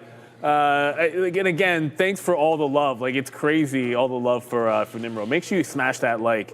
Again, I'm still a little bit speechless. We've had we've never had anybody come in. We and didn't throw expect. down We had no idea what was gonna. What I mean, I'm loving the olive oil. I'm loving the olive oil. Came with a whole thing. Well, of we'll goat cheese, distribute olive all oil, that. Apparently, even more stuff back there. I don't even know what to say. I'm going to be going into the vault and finding this guy some stuff to take back with him. I mean, that is 100%. So yeah, shout out there, Nimrod. Thank you so much. Pictures. For all of that, yeah, we'll do some pictures and everything. I'm sure he's going to be excited. Okay, it's 3:17. All right, TQQ still go to the downside right now. Nice going down. Boom, right in there, 85.80 right there. There's another super chat coming through right there, another $100. You made some money off Palantir there, so you're welcome to that long. Here, I'll just call it up. I don't know why I'm just reading it and not showing it here live on the air. So again, there it is, man. Big Kyle. Big Smile, sorry. Smile. In honor of the mega supporter, Nimrod, right here, and the goat farmer. So there he is right there. Shout out. Big Smile with a tribute there. David as well with $50 for Nimrod. Thank you so much. And then Long This, he wants to talk to us about Palantir, baby. Let's go. We love some Palantir around here. Got to buy some Palantir. So I got you to buy Palantir at $80. Well, I mean, I wish I got myself to buy a little bit more of that as well. You cashed 20% of it today, and there it is. You liking that trade. Get those money bag yos out right now for you, Long This, man. Congratulations on a hunch right there, because you're up $100 right now in the money on that trade. So great trade for you. And the thing about what Nimrod was saying is, he hits the keys. Like Neil and I just sitting here and trading and talking the way we talk. I mean, we like to talk about stock, we like to answer the questions, but if you guys are making money on the trades, I mean, you guys are the ones. You got to make your own decision. Like I bought some Oscar there, right? If it blows up, great. And it's not like, okay, I made money because Sean told me to buy it. You're the ones that kind of have to hit the key. We do not give financial advice. Yeah. We're just sort of letting you know ideas that we may have in our longer term accounts, our swing accounts. Weird? We talk about Webull, bought some Webull. No, like I'm literally short Webull now, but we're long Webull at 1069. Yeah, on purpose. That's not. And it's not even remotely a coincidence on Webull, because we liked it all the way back in a 10, and I remember thinking, well, I didn't take a shot at Robinhood. We took some shots at SoFi. I didn't take a shot at Robinhood. There's no way I would let Webull get away, and that's bouncing nicely. I like this name, but again, anybody can do what they want. It's just crazy. And we should have done this before, because I'm going to go back just very quickly to this Figma breakdown. Figma, all-time lows, only traded 4 days, so every single low is an all-time low since it just broke down. But what's wild about this is we were just talking about, I was talking with Obi and some of the other, Dara's mentioned this several times. I know Sharif and Joe have been talking about like a swing long they've been doing with options in CoreWeave and sort of why it wasn't working despite it should have been in the money. This euphoria, and I'm not saying we're at a top, but the euphoria on these IPO names seems like it's a betting. That being said, this one, specifically CoreWeave, just today is double bottomed in front of 100 and is trying to break the trend back to the upside. So I've been bearish on this for a while, but it's seemingly a little undeniable. Double bottom in front of $100, and now you're starting to break out. I think CoreWeave could be a sneaky long. maybe not right now, because I don't know if I want to buy highs in the afternoon. It feels like a trap up here. But yeah, this might be a nice spicy long tomorrow. I know we're going to be paying attention to AMD on earnings. Yikes, back into the red, back under VWAP, all that good stuff. SMCI on earnings. Obviously, open is going to be a big one as well. But yeah, that core weave looks really enticing. Like, it's been trending down so long. And what I also like about this, in terms of breaking that trend line, it's doing this bounce with Figma going to the downside, another recent IPO. It's doing this bounce with the Nasdaq red. So it's doing it counter trend to a lot of other things that you might think would go with it. Wow, Figma's about to break $80 now. It just keeps on going and going and going. And I mean, Circle's still breaking down. That could take out 150. This one could be back in the 120 range as well within a couple of weeks. So like these IPOs, it's only CoreWeave that's catching a bounce, apparently. And the lockup expires on CoreWeave on September, I think it's at the 23rd or the 24th. So it's somewhere in late September is when the IPO lockup on CoreWeave is going to be. And Fig does want to break 100 or 80 Adara. It's sitting right here. I have UNH still up there. But there's a bit of a bid that's trying to hold it up. It won't matter. It's on 20 million shares. There's a little bit of a bid at $80. Oh, you can't see. There it is. Not much, like 30, 40,000 shares there on the bid. But it should have no trouble getting through that if it wants to. Do we have a Sharpie anywhere? Yeah, there is. No, there. I'm trying to find a Sharpie. There exists a Sharpie. I don't know where it is. I'm talking to Joe. When he's ready, we've had one before, because I know we've used it before. Come over here. All right. So these are brand new Trader TV mugs. I'm not even. I don't care about trading anymore. We don't have anybody. We don't have this gentleman visiting, and I care about trading right now. Neil and I will go over it. We're going to sign. I'm going to give one. If I had more, I would give you more. These are brand new Trader TV mugs. So much younger, like in person. It's crazy. Right, and the camera adds like 50 pounds, right? See? Like okay, good. Okay, thank you for saying that. See, we only look old. We're not. But yeah, I want to sign. We're going to get us to sign these. So one for whomever, and then we will sign one. I'm just going to go find the Sharpies. We have a Sharpie. We'll get for you. That's the pictures, least. too. And if I can do anything else, I want to do that. So here's a couple mugs for you, and we're going to find a Sharpie and sign them. So Joe, do you know? I don't know. Go get Randy or Rob. Yeah, have you seen Randy yet? No. Oh, he might have left. When do you go back? 3 days. Oh, so you're going to be around here for a while? Oh, yeah. I'll be here for a couple of days, and I might come back for like a month and a half and a couple of months, like with the dogs. What does? Do you have any family in Canada or? No. I'm like 100% working all the time. I have no social life. Do you have, same as me, do you have plans for lunch tomorrow? No. Okay, so then why don't you meet us here or something in the morning, and then we can go out for lunch around we do the morning. noon, something That'll be like awesome. I have so many stuff I want to share and also ask you guys. Yeah, sure. That'll be really awesome. And by the way, you're the cultural reference you bring to the table makes me feel like I'm not that old as well. Like the only. We're not. We're all. You know what? We joke about it all the time. But you're as young as you feel. I like making fun of ourselves, but at the end of the day, like, you got to be who you are. Like, I'm a sign of the times. Like, I don't try to pretend to be as hip about things that are going on now. I leave that to other people. Like, I know my references are all gonna age me instantaneously. So it's always cool when people actually get them on the show. So I'm glad you do. So what's your favorite stock to trade? Do you have one? Oh yeah, I think recently it's been PLTR, but I really like Monday. Again, in my perspective, as like in the statistical levels that I use in my method for like swings, it's really aligned with my measurements in regards to the Flinquist probability approach that I take. So it's really awesome, and also it has some solid growth moves as well. So yeah, PLTR, obviously it's easy. Monday, since I started to do the technical analysis, thanks to you guys, I also play obviously with like the quantum computing, and essentially every stock that Sharif trades as well. Oh, the small cappers. Yeah. I really, from each of you guys, I take so much. As I said, like the original reason I used to watch like Sean, even before I knew he was Sean. By the way, you're the Cantina guy? Yeah. Yeah, It's yeah. It's Katina. Catena. Yeah. She's always like Katina man, this and that. Cantina man. I just wanted to make it clear. Neil, which is like the wholesome sage, and like he really nails down. He's wholesome, so what? No, you're more edgy. You're funny. Okay, I always know when you're hungry. Like always. That's like, just a thing. When I'm you not ask actually about that hungry, but we things. do have what's for lunch, you know? Yeah. Adera. What's your favorite food, by the way, then?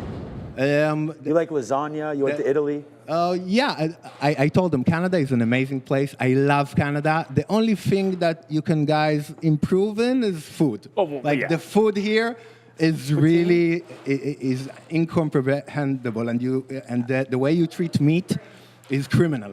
Honestly, it's criminal. What do you mean?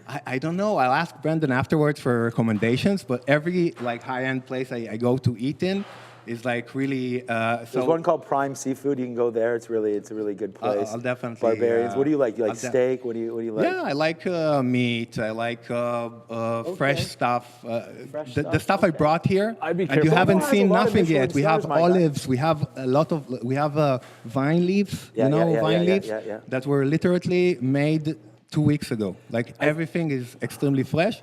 So after eating that, you'll get a sense of what I like as well in that regard. But I'm open to everything except pork. Right. Okay, religious there. Which is fair. The thing about, I feel like You can get a now good in steak. North America, much more probably processed foods than what you're used to eating. Oh, yeah. Obviously, you're talking Yeah, about the farm yeah. fresh, Yeah. everything, right? But That's in a the comparison States, they that's can normal. make a steak. Like in the States, they You can get a make good like steak. Hold on. I'm trying to get No. offended. You can get a good steak here. So you well, guys no, have but to, there are give a me few some- places. In the You know United this. States- There's a few steakhouses here that I would venture to say they're. I mean, overpriced, Alberta, not that prime good. beef in But like Canada. the place that he was mentioning, Barbarians is a good. Yeah? I haven't been. It's been a minute since I've been there, but I've never been disappointed at Barbarians. I'll definitely check it out That's even worth it. tonight. Like I'm They're not really, paying me You're to say that. jonesing for something. Extremely, yeah. Oh man, I didn't know you were coming in tonight, or I would have cleared the Wow. schedule. It's maybe. really I know we overwhelming have to baseball tonight. Yeah, that's the thing. see Well, we're all gonna the do lunch for sure Yeah, tomorrow, for sure. and we appreciate you coming through. We'll get all the guys to sign it. Sharif. And I want to get you to sign something too, because I'm starstruck everyone with gets you to being here. To sign be it. honest with you. Okay, thank you so much. I'm gonna have to attend some trades. Nimrod, get everybody. everybody, thank you so much for coming Thanks through. again, Nimrod. Again, it was only a half hour left. I mean, this guy has. I mean, Yeah. Did you see this? The goat cheese is right here. The olive oil is right here. Why would Okay, take it away. I'm just putting it away so it's not on the desk. Yeah. I don't want to knock anything over. Yeah, Like, it's all sealed up here and everything. Here you go, Ramin. I'm not trying to break the. Don't drink it. There you go. Wow. Straight from Iceland. Yeah, like I can read any of That's that. how Nimrod rolls, right there. He's looking for Obi as well, by the way. I don't know if Obi's in today.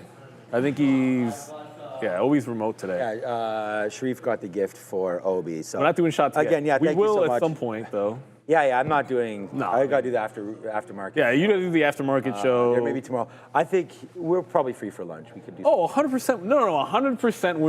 We're taking Nimrod out to lunch. Like no questions asked. And like I said, this is such a great community. Everybody, to no extent, we're not going to. Really, is this true? That bottle is called Black Death. What? No, it's not. We'll take some pictures. We'll get a group picture for sure. It's just obviously right now. Just called this Brennivin. Is that what that?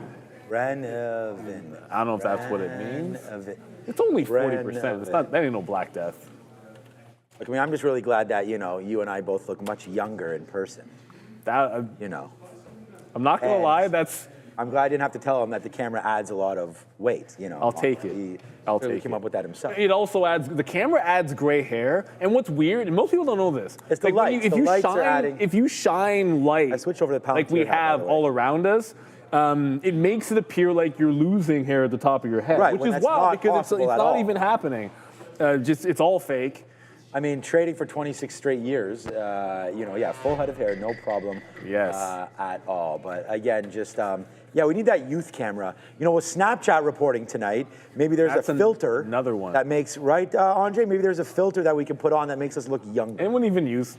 You know, do you use Snapchat? Do I? First of all, you know I don't have an account. I know Sharif does. And my daughter's too young. My nieces and nephews that are of the right age don't. They both. They'll say it's Instagram, Discord. Oh, that means moonshine. Some Reddit. That's what? That's moonshine? That's not moonshine. It looks like a pretty legitimate. I don't know what you call it. Is it an aperitif? Oh, the wife and I meant to look it up. We cracked open a bottle of wine, and we got about halfway through. Like, how times have changed, man. We used to hit that wine. I can't remember the last time we did a bottle of wine. That's what we just I mean. don't do it anymore. Yeah, it's one of those things, right? No, I do remember the last time. We only do it when we're traveling. We did it. We did it maybe once or twice in in Budapest, but we did it pretty much a lot in Italy. We went to Italy, like we would. Oh, well, hey, look, man, when you're traveling, different stories. And we don't, but like in Italy, it's like, okay, well, we're getting a bottle. By the way, it's there. I just want to go, we've taken a couple shots on Hims for sure, and it hasn't worked out. But right now, and like I had to go run to find, like we have a little stash here of these mugs and everything like that, and I just sort of got a little bit overwhelmed with this guy coming through and just thinking, just like some of the kind words talking about how, and just not the struggles, but the things that he's been through. They're talking about trading from a bunker. Like what in the? Like we just see, like we just see the comments in the chat and the positivity. You know, like we sit here and complain about that it's a little cold in here. It's like, you know, this dude's trading from a bunker. Like what are we even talking about? Like that's a reality that right now. It doesn't even set into me. So we want to thank you for coming through, especially when you said it took days for him to get here. Had to stop all throughout. Had to take his flight from Iceland. I don't know, why can you just take one direct from Italy? I don't know, but anyways, at the end of the day, thank you, Nimrod, for coming through, man. Can you, I don't know, we stop somewhere anytime. Look, Nimrod, if someone's going to take him to a club, it would be these two single dudes right beside us. A club? So he can go there with Joe and Sharif, who I don't know anything about the club go home and take care of their dogs. I got to go home and do this. But I mean, I'd go out 100%. It's just a matter of, I didn't realize it was tonight that, like you said, you have baseball. I got baseball. He's got, my girl's got volleyball and all that kind of stuff. But yeah, definitely, a guest visiting, if I can clear my schedule tomorrow. That's the thing. Look, being a parent is fantastic, but it's like you have like this, you need advanced warning for everything. Which is great because it means that you're busy, but at the same time, you can't do stuff at the drop of the hat. I like being busy. Like if I'm not busy, I drive myself crazy. There's always something to do around the house. Like the basement's a mess, and you got to reorganize that. There's always something that needs to get done around the house. I feel like even if you're not busy, you're busy. Let's go over to Adara. We've got early looks on the imbalances when we come back. Yeah, here's a look at the implied moves and expected release times for some of the many, many names reporting after the bell. I've said a couple times that this slate of post-market earnings really does have something for everyone, regardless of what you trade or what sectors you look at, and I stand by that. We have AMD, Amgen, Arista Networks, Clover Health, Supermicro, Open Door, Upstart, Snapchat, Toast, among others. So check that out. 4 p.m. Eastern, myself, Sean, Sharif. Big earnings night, and we want you to join us. And if you want to see this infographic, X at TTV Research will have all of your infographic needs covered. Back to you. It's done 8. So thank you, Adara. And first of all, if you are not checking out Trader TV Research, where you can find all of this, then make sure I'm following. If you're not, then you know what to do. I'm not going to unfollow Trader TV Research, but you know what to do. Just give it a follow. Dara puts a lot of effort into this, and it's fantastic. SMCI, as she mentioned, it's just great. I promised we'd have a look at the early imbalances. Not much. There's supposed to be, so the Paramount deal is closing. If you see PARA in there for a big sell, do not be shocked. That deal is supposed to close. We're expecting a big sell there. Pfizer reported this morning, 2.7 million early look to the sell side, but not much is really standing out here. XLM, small, 900,000. None of these are really moving the needle. I can scroll down. At 350, I think it'll be a little bit more interesting. But just one note on, it's so crazy that we didn't even, like Pfizer's actually up 5% today after their report. So guess what? It is actually possible for this stock to go up. It happened today. It's its best day easily since May, and then it had another day like this in April. Going up for a short time period has not been the problem for Pfizer, but you do have to wonder, with more M&A coming in, with finally getting some, you're getting past the threat of what the pharma tariffs are going to be. They've been pricing in this patent shelf for a while here. You don't wonder if it's just all of the badness has gone away. I think it's nonsense to try to worry about worrying about the dividend for something like this is utter nonsense. You've got to find this when it can break and hold above, I think, the 200 period moving average. And 26 is a very good historical price for Pfizer. So this is looking pretty solid. It's not going to get to 26 today. It's not going to get to 26 tomorrow. But when it does, I think that's a breakout worth watching. 5% in a market that's red. Can't ignore that bad boy at all. And Fig still hasn't broken that 80. If anybody, did anybody get the fill at 85? I think it's wild, the stock. I don't know if we can see an 80 break today, but it's only about 20 minutes to go. You're running out of time here. But it's exactly what happened at 110. Like the 110 breakout, you could want it, but you just couldn't get it. And I felt the same way about that 85 break. Goes clean $5, but that first dollar, you almost have to just cross $1 on this stock and suck it up. Big, yeah. I mean, we had an experience with that yesterday, right now, or a couple days ago on that 110 break. But oh my God. Oh my God. Right now we've got $1.30 in the money on HIMS. Fine. We're just making back sort of all these opportunities that we wound up losing there. So it's not like it's a huge trade or not anything. But we did wait until it got into a little bit of a better level. We let this thing run from 56 up to 57, hitting the 200 period moving average. And now you can see its downside. So like these are all the hits, right? Like short, hit, and then now short, win. So we'll see if we can get a downside play. I'm actually at 55. Oh, sorry, that's 85 on the TQs. We still have the short in the market as well. Is that looking like it wants to make moves a little bit lower? So yeah, nice play downside now, but HIMS making that move, and I think we should get about right now for this name to punch out a little bit more. We do apologize. There's a lot of noise in the background, which is fine for me. It's just the guys moving around. We're going to have that big move starting ASAP. And as Nimrod said, we've got a lot of stuff happening around this joint, and more to come soon as well as we get going. Peter, how's it going today? Good, thumbs up, we like that right there. But yeah, lots of stuff happening, tape getting thrown down. The whole place is now painted. Wait to see what's going on that wall back there. Mark, Rob, and everybody starting to move some of the equipment through.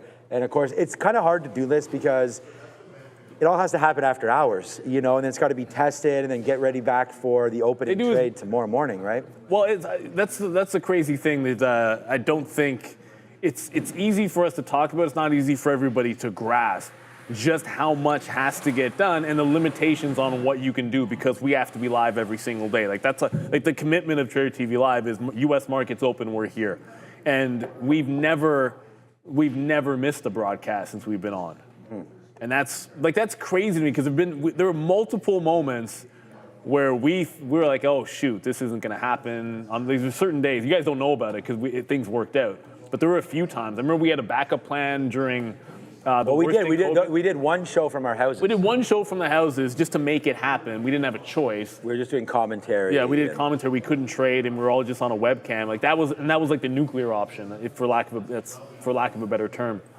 But ultimately, we just try to make it work. Someone's like, why not move to a temp place? That's a lot to ask to move this production to a temporary location to then move it back. Yeah, no, we have. I just looked at the lights. We have there's a lot going on here right now above us, and I don't know if you can't see it, but there's above us. There's it's not tons like a of racks. There's tons of wiring. I don't know. We've showed you guys it a couple times, but anyways. Yeah. Again, Nimrod visiting us here. We want to thank him, one of our viewers that have been watching since when, about a couple years? 4 years or so. So, man, it should be good, man. We're gonna do some things with Nimrod there. So it was a really good one. All right, so we took some out on HIMS there as it's going down. He's speaking with Joey Options right now, going through his options plays right now. Got to. Hi, Ramin. How are you? Team Ramin always. Trying to give everybody more peeks as everybody switches by us there. Say what's up when Fabian goes by, Peter goes by there. I feel good about everything today, especially when we get to see a viewer and then hear that story. Honestly, like being able to make money and the fact that he's so charitable, like giving back. to the community. And then I'm excited to hear what Brendan was talking, or what he's talking about with Brendan there about what trying to organize. Yeah, like that's wild. We didn't. There, the goat Trader TV goat farming or something like that. I don't know. It should be fun. I'm already having a good time here. Okay, so into the close today. Let's not skip about what we have for earnings, right? I mean, we've had a great opportunity here to have a good time. We are going to be joined with Adara and myself and Sharif tonight, so that should be a lot of fun. And this is what we're looking at tonight. It should be a good one. This is for tomorrow morning, actually, is the one I'm looking at right now, so that's not it. Tomorrow we actually have Lyft as well coming through, so that should be good. But this is what we're talking about for tonight. We had lemonade, that tasty drink this morning, up 30%. Right there, Caterpillar, we've talked about that a little bit. That turned green here this afternoon. I'm not sure if it still is. Pfizer's had a great day on a nice revenue bump there and a guide forward, so that's really good. But looking forward, tonight, man, we've got a big one for sure as we continue to go, including Amgen. We'll wait to hear what the expectation is on AMGN. They're looking for 528 EPS on just $9 billion of revenue. That's it. So we'll wait to see what Amgen does. Of course, we have Upstart, and by the way, there's another fill on HIMS. That's starting to go in as well. Upstart coming through, expected move on this one, give or take 25 cents. 25 cent EPS on that one. 17% move looking at Upstart coming through. Open Door, we've sort of had a look at that again as we go, but just to have a look here, this is OPEN.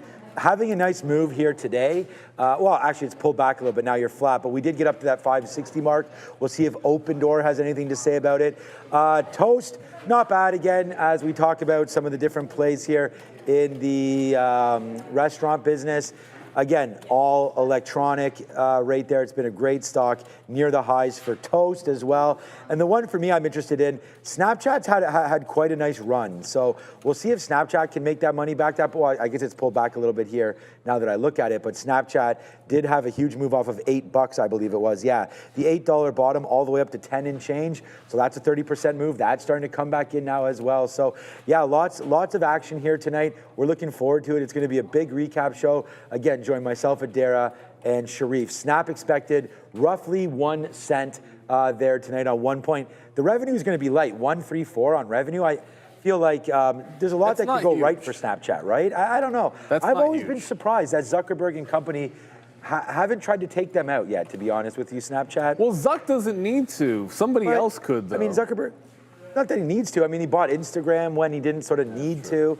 I just don't know. My kids use Snapchat. Like, Snapchat is they use it for group talks and all that kind of stuff. Like, I don't know. Is that what people use it for? Yeah, it's not, they don't do that. I mean, I guess they still do I thought, that's what I thought everyone uses streaks. There's some Discord fun things for that.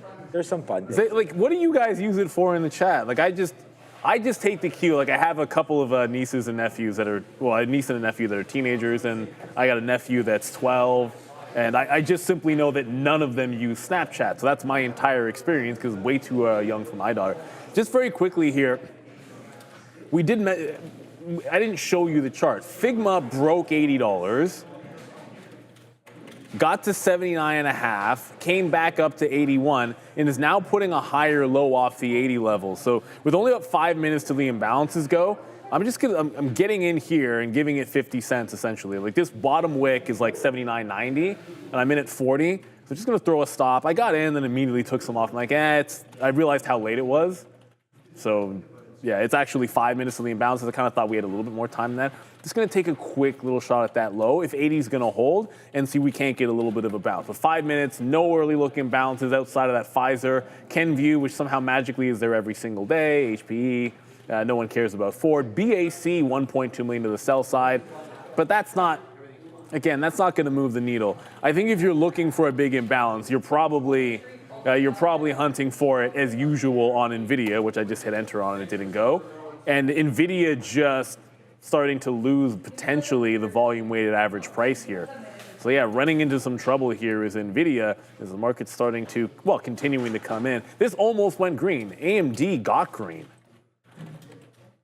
It did. I promise you it did. It's not green anymore, but AMD got green this afternoon and then pulled right back into the downside.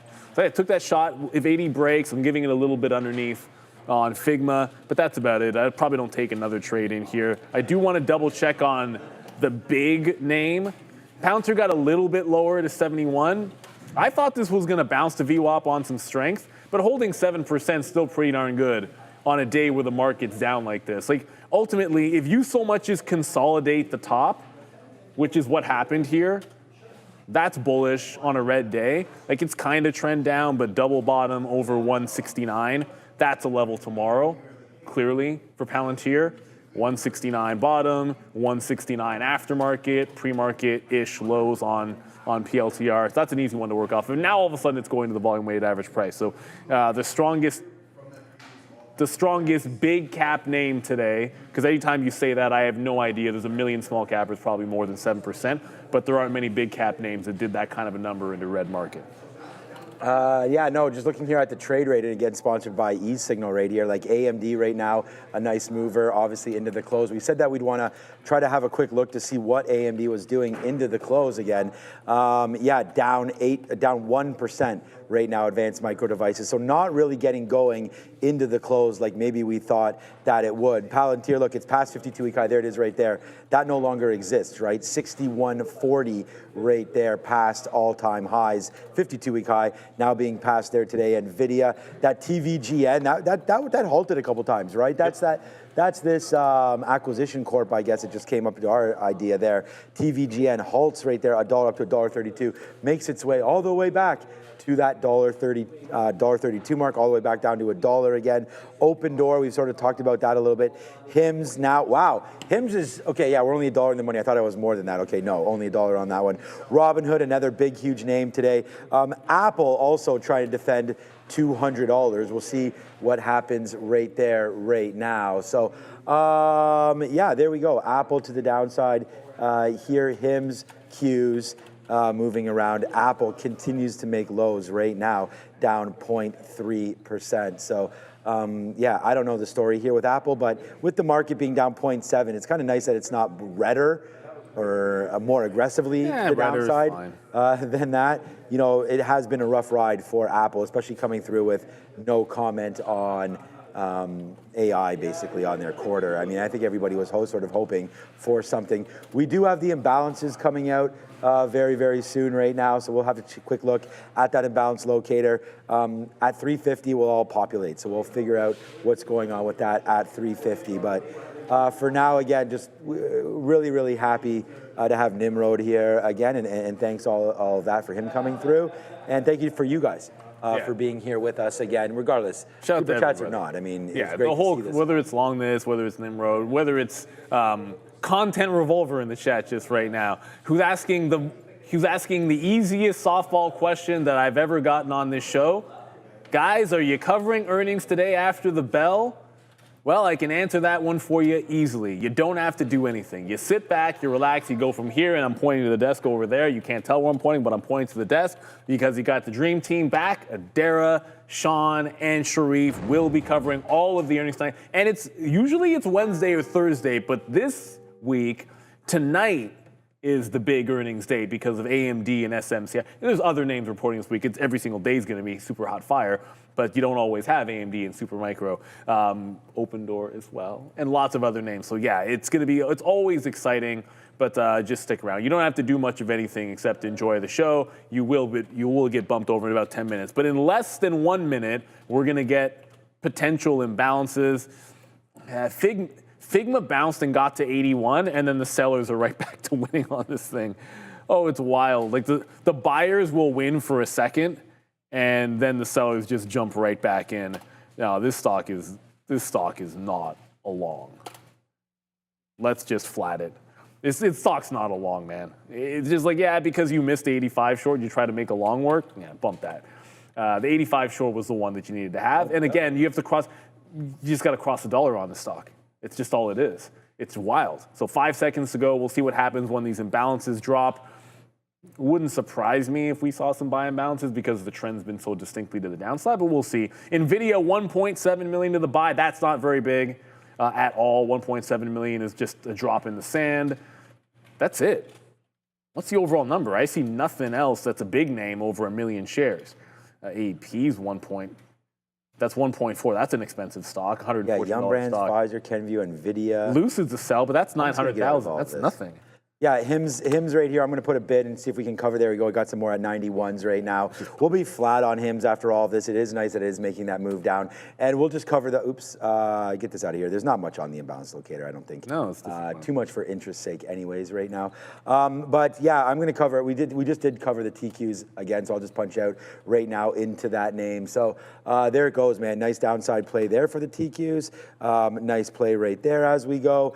And then the Hims trade continues to work out. I mean, we could put a bid down here at 55.20 just to see if it does crash. We'll go to 55.30. If that does come in, then good for us. If not, whatever, we'll punch it out. We only have about 10% left of this trade. And again, when you guys are asking about like how many outs, each one of these is 10%. So 1, 2, 3, 4, 5, 6, 7, 8, 9 right there. So 9 outs for this, as we were just sort of, again, talking with our viewers and doing some work there. But I haven't even, I got to go quickly because I haven't even logged it. Yeah, you got to set up or logged into that. So, all right, I'll come back, but I just want to go make sure we get it up over there. Well, because look, we have a lot of earnings to get to. I didn't even look to see the timing on the earnings, which usually we'll have. But when you have a lot of names reporting, then certainly you know there's going to be like 4 or 4 or 5. It just all starts rolling off, and it works really quickly.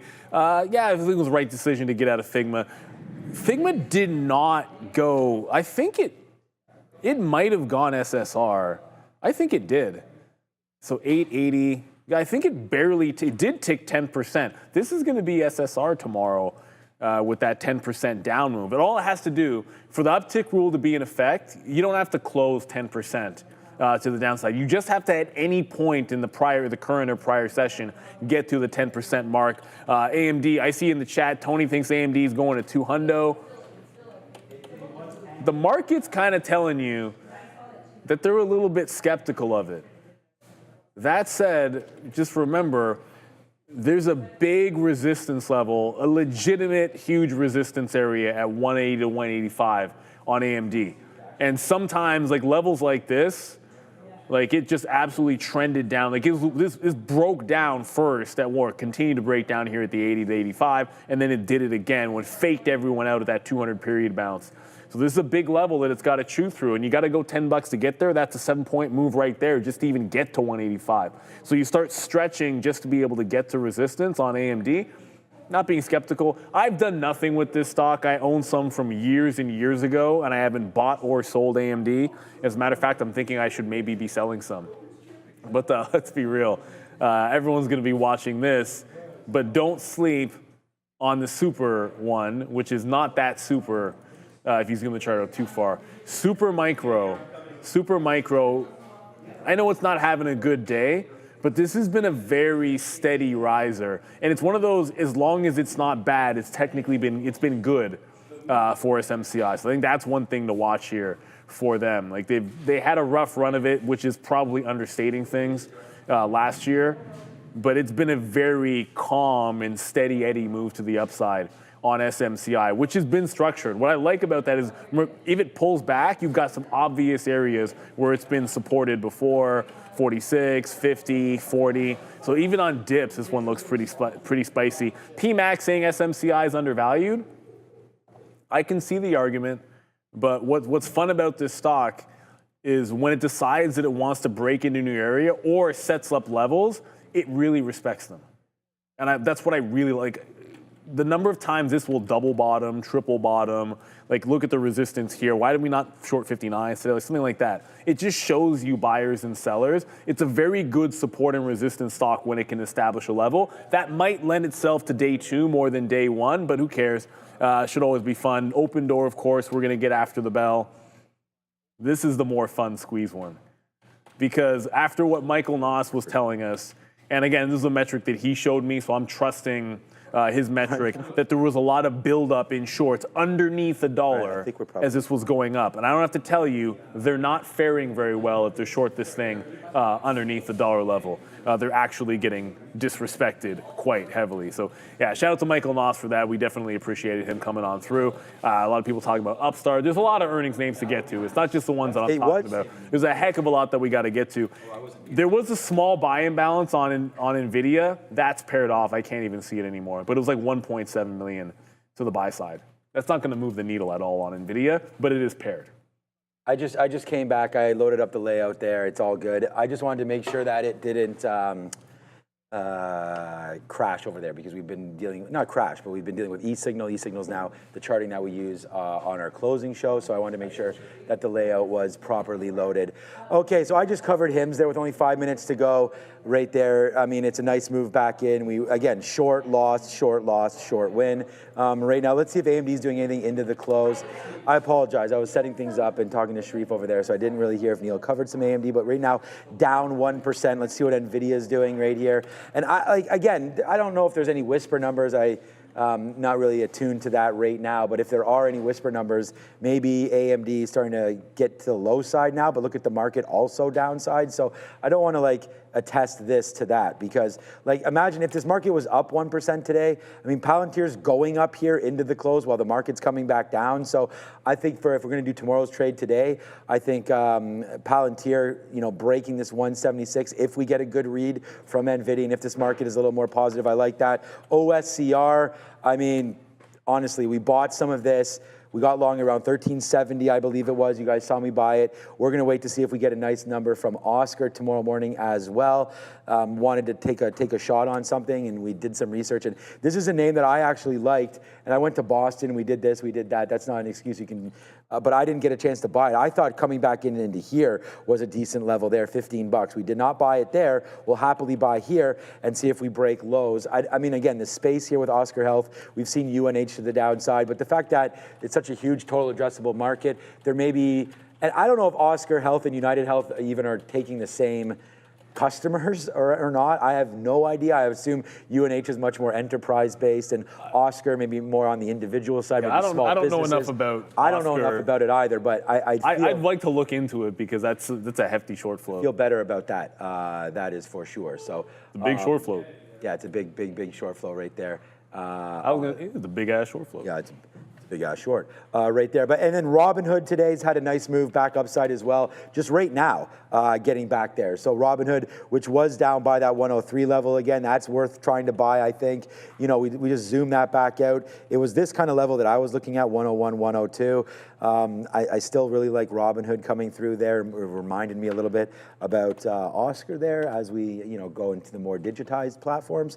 And then today, unfortunately, IBIT has not had a great little run here over the last little while. We could call it Bitcoin specifically, but if you're just looking at IBIT itself, you push this rate back in, you're now, this is Bitcoin, man. Bitcoin's almost at its 50-period moving average.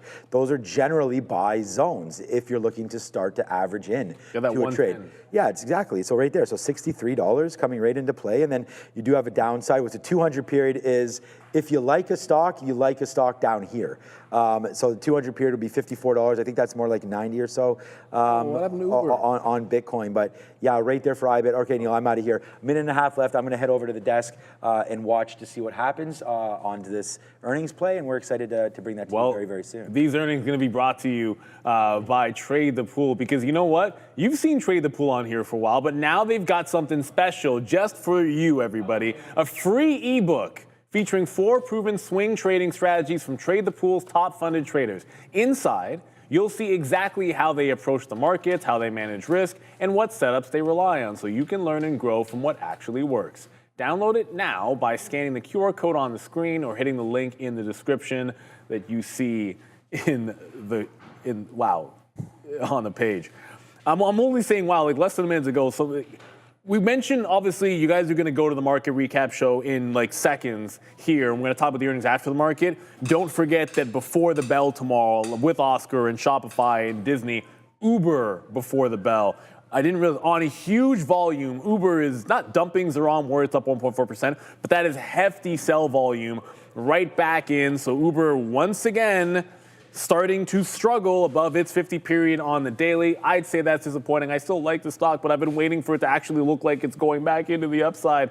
Come on, Uber, you got to do it tomorrow. I like the stock, but I don't love the action at that 50 period. Adara, let's ring that closing bell. How's about now?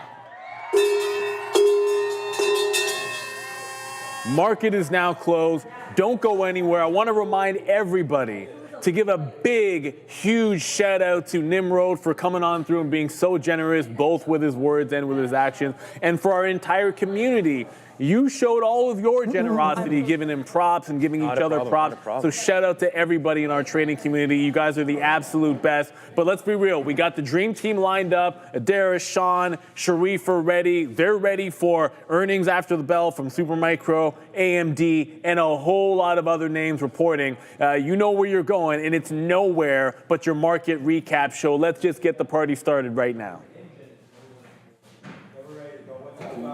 And I here going through. Let's go, my guys. Right now, we're ready to rock and roll. Thank you for joining us again.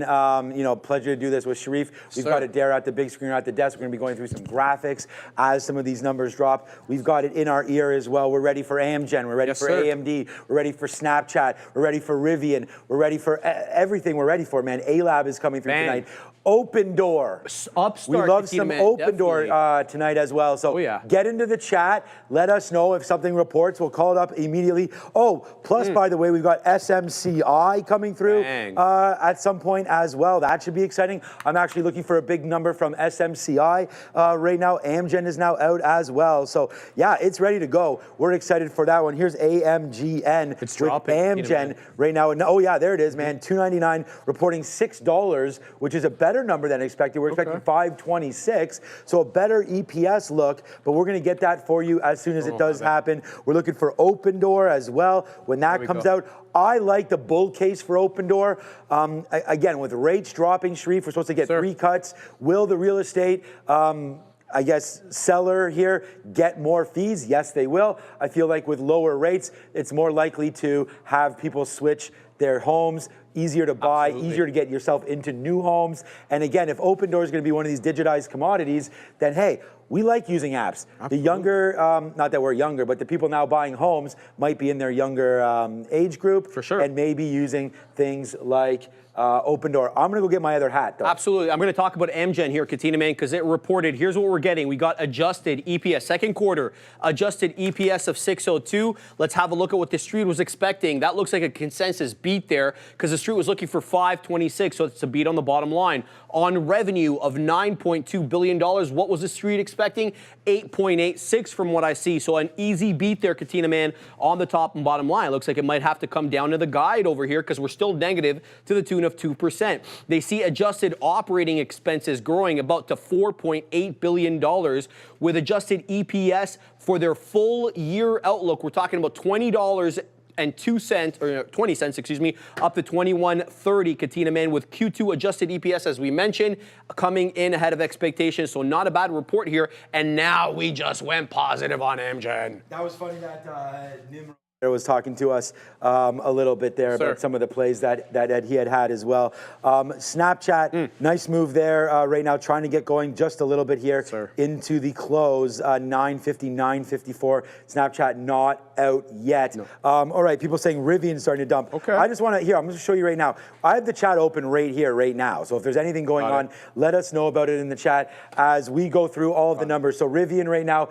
reporting $1.03 billion in revenue. That's going to be light, way light on revenue right now. Missing revenue by about 20% right now is Rivian. Nice downside play right there into 1150. We know that Randy likes this spot, but he said no. He had that no shirt on, so we're going to wait to see what happens with Rivian. And again, look, man, if Tesla, which sells cars, Sharif, you could buy a $40,000 Tesla, you could buy a $60,000. They have different models, a Cybertruck as well. But Rivian, just kind of with those high-end EV names right now, and if they're not able to make any money on these cars, let alone a lower revenue number, I don't have the EPS yet. I don't have anything. But if the revenue, like the reason why I liked Rivian before, Sharif, was the fact that they could produce the cars now and then deliver the cars. Yes. But right now, if they're unable to deliver these cars and have a lower than expected revenue number, does that mean either A, they're having some production issues, or B, the revenues could be down because of demand? And that would be one of the worst situations to have for Rivian right now. Absolutely. You know, you want to have those lineups, and if Rivian's going to deal with that, that's going to be a problem. Here, oh, you do have it. Okay. Yeah. So here we go, guys. We've got losses here of $2 to $2.5. Basically $2 to $2.5 billion for 2025. They maintain, Sean, their same vehicle delivery guidance of 40 to 46,000. Let's go down over here. The company received $1 billion equity investment, as we know, Sean, from Volkswagen Group. That $5.8 billion deal. This investment made. Okay, let's just keep going down here. Look to see if we can find any any more data on their earnings. No. So, but we know that they did produce a little bit less than 6,000 vehicles, 5,979 vehicles, and delivered, Sean, on the quarter 10,661. Do you want to talk about SMCI? Yeah, SMCI just came out. I mean, they lost there on their. Great coverage there on Rivian. But right now, SMCI here, we're hearing a lower EPS number, so adjusted right now earnings of 41 cents, expecting 44 cents. So a little bit lower right now. We talked about some of the bear cases there right now. Higher valuation right now for Supermicro. They've had quite a nice move since April bottoms of 25 bucks. They doubled, but now we're down 11%. On SMCI right now, down 11% and starting to go. The AI server boom, I don't want to say it's over now because it shouldn't be, but there it comes to the downside right now. SMCI trying to breathe a little bit, but let's go over a daily chart here just to see how low exactly we're getting. It's down to $50 right now, SMCI, so that is near the 200 period moving average right here. $50 right now for SMCI and starting to get low right now for that lower. So once we get those numbers, Sharif, of course, we'll review all of those, but we still got to wait for AMD. When's AMD coming out? They're not out yet, but off that SMCI number, AMD is starting to tick a little bit lower. So we'll give you SMCI in just a second. Is Open Door out? Nice little move to the downside right there for Open Door. We're seeing it down 15%. Oh no, shut the door, Adara, and we know where that's from, of course, as that gets to the downside right now, down 17% on Open Door. We'll get all that for you, but what do we want to talk about first? SMCI's tanking, Katina, man, 15% here. Here's what happened, guys. We got EPS of 41 pennies. That misses, Sean. The street consensus of 44 on revenue of 5.75 billion. Again, Sean, it's a top and bottom line miss.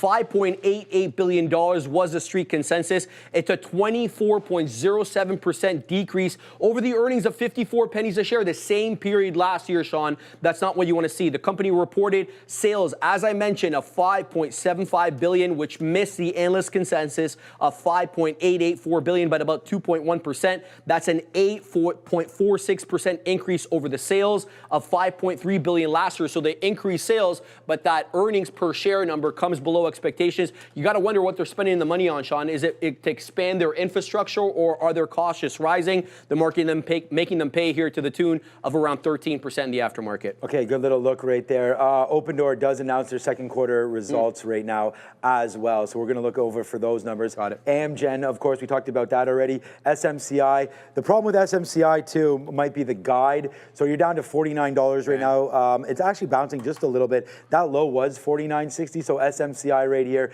sees quarter one adjusted EPS 40 to 52 versus 60. Did you talk about that? Versus 60. So that's a little bit of a downside move. And then they miss on sales. So we're not overly pleased with that number. I'm just going to search up Open Door right now to get these numbers to you. It's not actually in right here into Benzinga, but we will do our best to go find more information there about Open Door as we go. But right now it's SMCI's world and it's a downside move. Right here, AMD now trying to kick up a little bit. It's just dancing here in the after hours. We'll wait for AMD. What the number that you're looking for us to yell out at you are. EPS right now, 49 cents is what's coming as expected. So we'll check an expected EPS move of 49 cents. Expectation on AMD. Revenue 7.41 billion. Right now we have over 6,000 of you watching. Get it, guys. Thank you for all of that. Hit the like, hit the subscribe. Dang. Right now is AMD coming back to life. Katina, man, I got more information here on SMCI. We can pass it on. So you're perfectly accurate when you said it was the guide here, Katina, man. So here's the deal.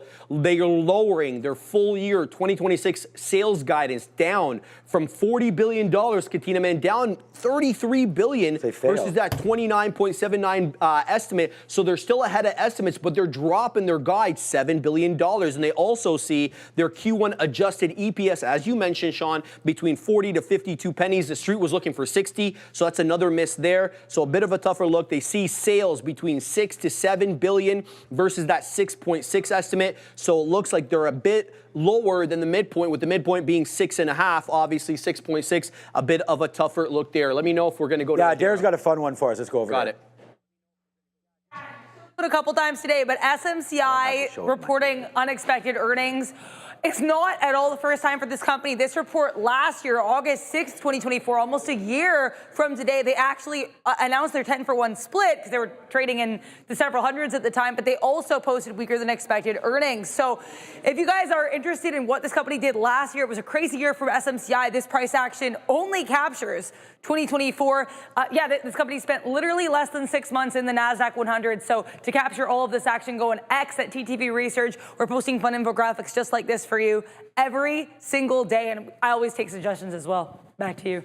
All right. Katina, man, we finally got open door. Let's just have a quick look at what the stock is doing. I think Rivian should be down a little bit more than where it is. Rivian right now only down 4%. We'll talk about that number there. Open door now, though, Sharif, down 13%, looking like it wants to bounce. And remember, that area right down into here, 176, 175, the low right there, 190. So we kind of get back into those lows. That might have been a great pickup. What do the numbers look like? All right, here it is, Katina, man. Revenue, guys, for open door. We're talking revenue of $1.6 billion, up 4%. What was the street looking for? Let's have a look over here. We'll see what open door was looking. We were looking, Katina, man, for 1.49 billion. So that's a beat on the top line. Gross profit came in at 128 million versus the 129 that was printed last year on the quarter and 99 earlier this year. They did print a net loss, Katina, man, so still losing the money of 29 million versus the 92 million they lost last year on the quarter, with inventory balance being $1.5 billion, representing basically,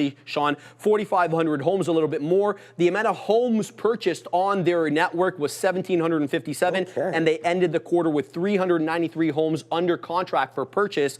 Good look there. Let's just look at adjusted EBITDA, 23 million. Yeah, right. Okay, good. Yeah. So open door right now, almost back, guys. Right now, the extended hours is still 7% down, but we were down 15 or 16% right there. So another big play, of course, Rivian, as we just had those numbers as well. Let me just get those to you. They reported a big miss on everything. 97 cents to the red side. So minus 97 cents on the EPS, beating their own 76 number there as well. So 20 cents off.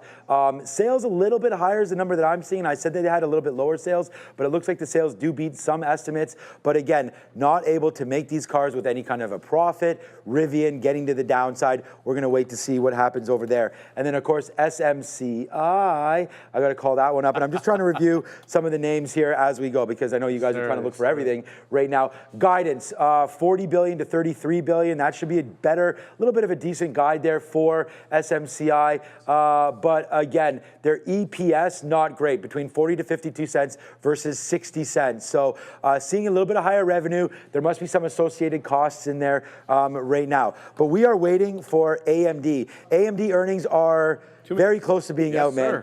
2 minutes away, 4:15 is this number. Look, I think AMD holds the keys to a lot of what we're talking about here, because we do have NVIDIA coming out later on and a couple weeks. We'll see if NVIDIA and AMD, if AMD can hold this number, 49 cents, plus talk about what they're looking forward to, right? I mean, we'll have to see if they have any worries about China, if there's sort of any insights there, how many of these chips do they expect to ship over there, so on and so forth. They should have a nice tailwind, Katina, man, because it wasn't the only H20 that got banned. And AMD had their own chip that was actually banned as well. And as we were talking about the midday show with Adair today, their capacity to build more of these GPUs is kind of limited, Sean, by the Taiwan Semi's Arizona plant. So that's another thing. Let's see where production is and what inventory looks like for all of these guys. All right, here we go. Let's do it. Snapchat right now, crushed. What is up with Snapchat, Sharif? I'm seeing an EPS of minus 16 cents in line. Sales actually in line as well. So not sure what's causing this. It's probably the guide, but oh boy, man, all the way down to $8 again goes Snapchat. So that's absolutely getting crushed right here as we get into the lows here for Snapchat, all the way back into May, June levels. And again, if we call up a daily chart here for Snapchat, let's just get that going just to see where we are on this plate. Back down to $8 again. So you're all the way back again into some of these levels for Snapchat. It's only spent a handful of its life underneath this area in the last couple of years. So watch out for Snapchat now coming back in. We like that stock. I like it. I always thought they were a bio candidate, but and I agreed with you for a long time. I guess nobody's not. picking these. You know what? Here's the deal. Have you ever had a buy now, pay later stuff or anything like that? I never heard about it. There's Upstart. No, not Snapchat. I was going to say Upstart. Upstart, we things got like that. Yeah, so we go Katina, ahead. man, we lost 16 cents a share That's a 900% decrease from what they printed last year on the earnings when they actually made 2 pennies per share. So even though they did come ahead of consensus, the street were making them pay here. You got to wonder AMD what is they're out. spending the money on, man. Or is it those Snapchat glasses with AR? Did you see your boy Steve there? Didn't they get rid of those? They were one of the first ones with got those 'em. glasses. AMD is out. AMD is out right now. What do we So got? let's What do we got? I don't have the numbers yet, but there goes AMD. Nice move to the upside there. 179. Uh-oh. There it comes back down. 171. 48 we're hearing as an adjusted number. 48 cents. They were looking for 49 cents right now. The expected move for AMD, though, might be disappointing if this holds. We are looking for 8% right now for AMD. It is flat right now on the number, trying to figure itself out. 174 and change right now for Advanced Micro Devices. Here we go, trying to get going back up to the upside again for Advanced Micro Devices. We're just going to have to try to figure this out, but it doesn't look like there's much happening now for AMD. I got the revenue, Katina, man. Just Here to we see go. if there's anything happening on NVIDIA quickly. Sure. No, not much going on with NVIDIA either. So give it to us on AMD, Sharif. All right, it's $7.69 billion in revenue, which beats the 7.4 expected by the street. On EPS, Sean, of 54 pennies, net income coming at $872 million, and operating income minus $134 million, with gross margins being at 40%. Katina, man, they see the Q3 revenue guide at $8.7 billion. What were we expecting in terms of the street? This is what I'll show it to you guys right here. We got it. You can show it up on the screen if you need to see it yourself. There it is. 7.685 billion, beating the 7.4 headline number on EPS of 49 pennies, again ahead of the expectations there, but it is a decrease, Sean, of the 69 pennies per share they printed last year on the quarter. So a bit of a tougher look there, but you got to assume they're probably spending a big bunch of money expanding capacity. Nice move happening right now. I mean, I don't know what news we just got right there, but there goes AMD now going back up to the upside. I did hear something about expanding their capacity, as you were mentioning there, into China. So it looks like right now a good sales guide forward here. We're going to figure it out. They just gave a top side of $9 billion, which is great. In store for $8.14 billion. Adara's over there. What you got? Get it, Adara. I'll be brief, but this infographic here, which you can find on X at TTV Research, really just shows that AMD and NVIDIA were actually neck and neck initially when Lisa Su became CEO of AMD in 2014. In about 2022, then we saw the epic growth of NVIDIA, but I think this infographic is interesting because it shows that these companies were not that far off until the point where NVIDIA had a breakthrough. So interesting look here, X at TTV Research for all of this type of content, and back to the guys with the earnings. Thank you there for that, Adara. This is what you were talking about, Sean. That Q3 sales guide, you're bang on.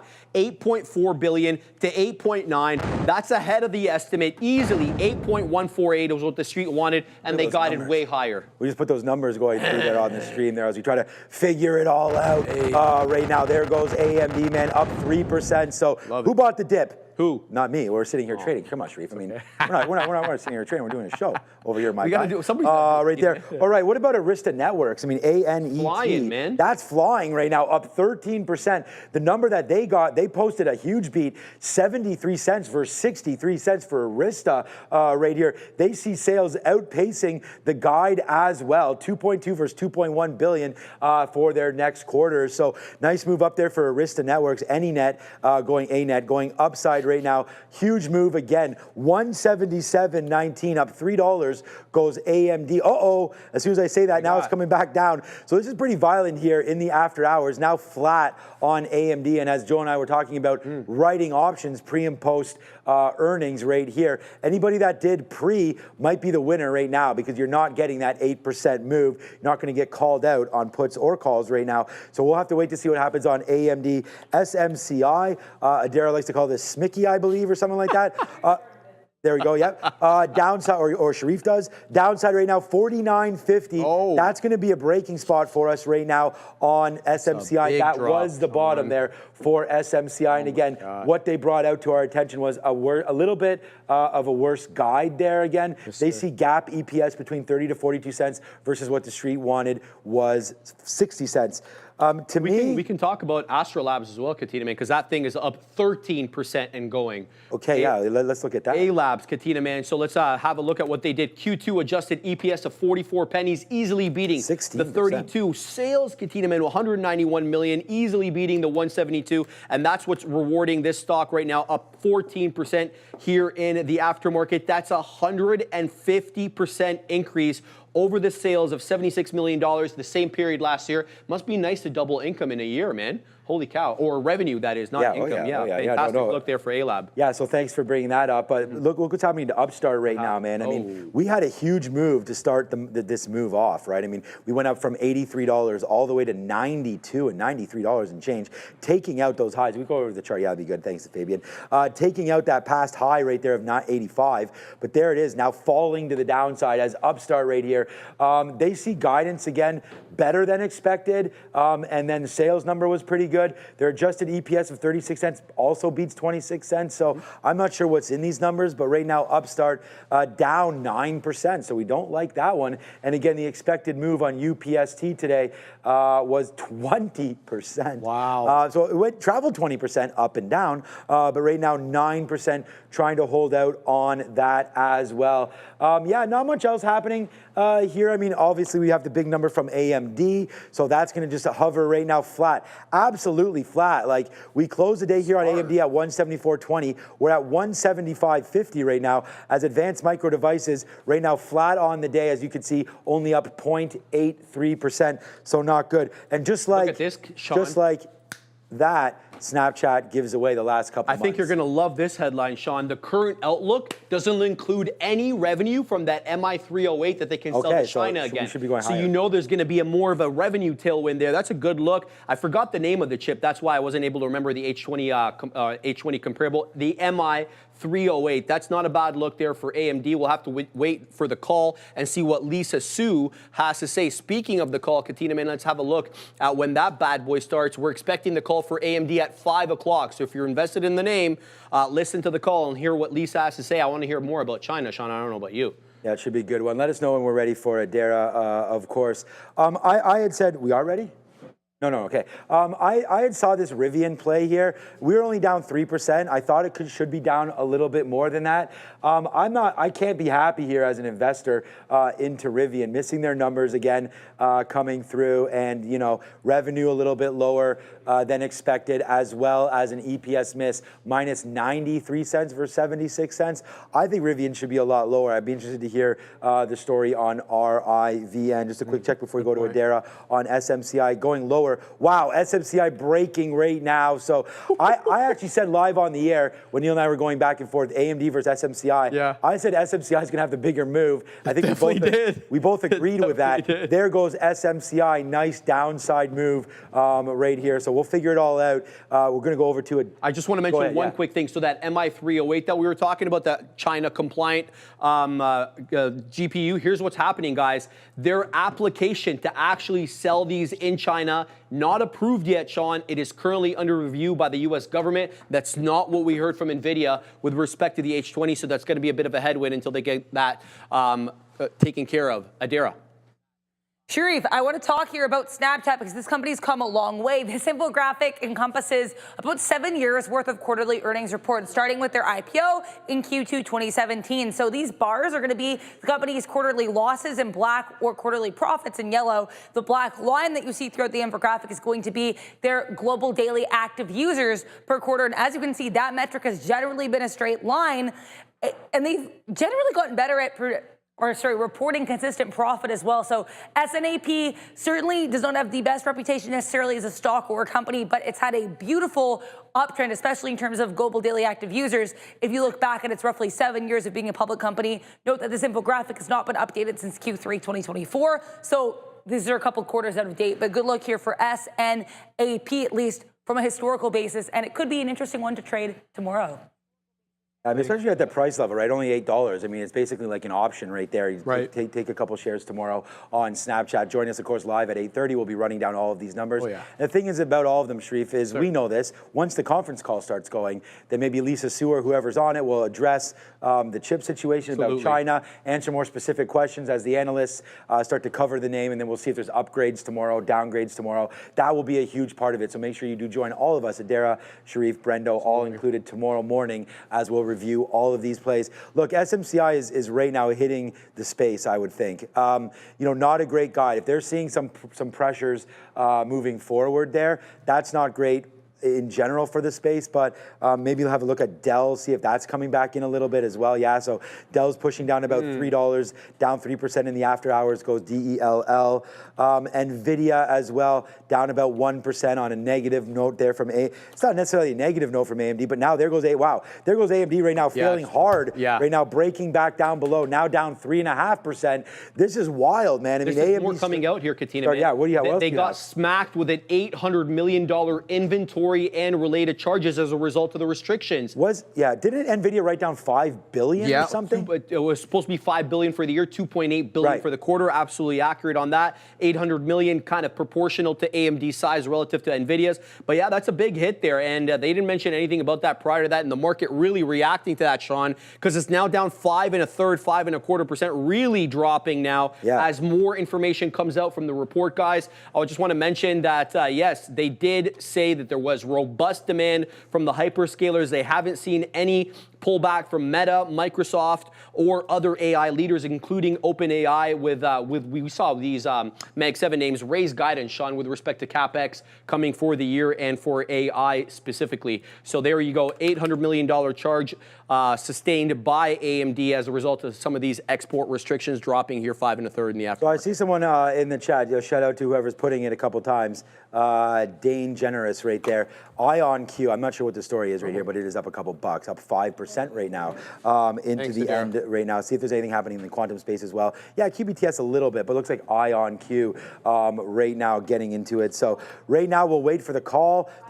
The call will be on soon. Right now we can go to Adara if she wants to talk about that IonQ news. Right now she's at her desk. Adara just still working on the desk right now as we speak. So we'll throw to her whenever she gives the thumbs up, Fabian. But there's the move down on AMD, potentially bouncing. And where's the level right now? 166. So all we've done, Sharif, is, although it seems like maybe the sky is falling, it's only down 3%. It's not that bad. On the chart, on a minute chart, it does look like that. But if you just kind of zoom out right here and we look at what's going on right now, you're just back to where we were 3 days ago.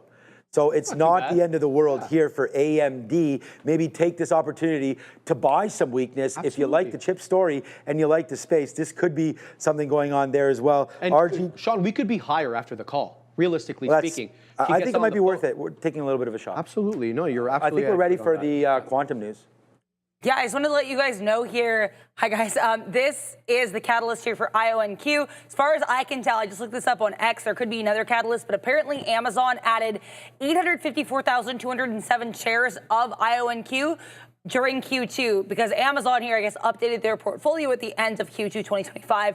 There are some other notable names here, including Marvell, but by far, one of the most notable additions, other than, I guess, this Rivian ad, is going to be the ad here for IonQ. They've added 854,207 shares during the quarter. And these other ones, it's unclear if they added it during the quarter. This IonQ, we know that this is a new, I guess, addition here of shares for AMZN. So I guess IonQ shareholders or traders really liking that news. Back to the guys.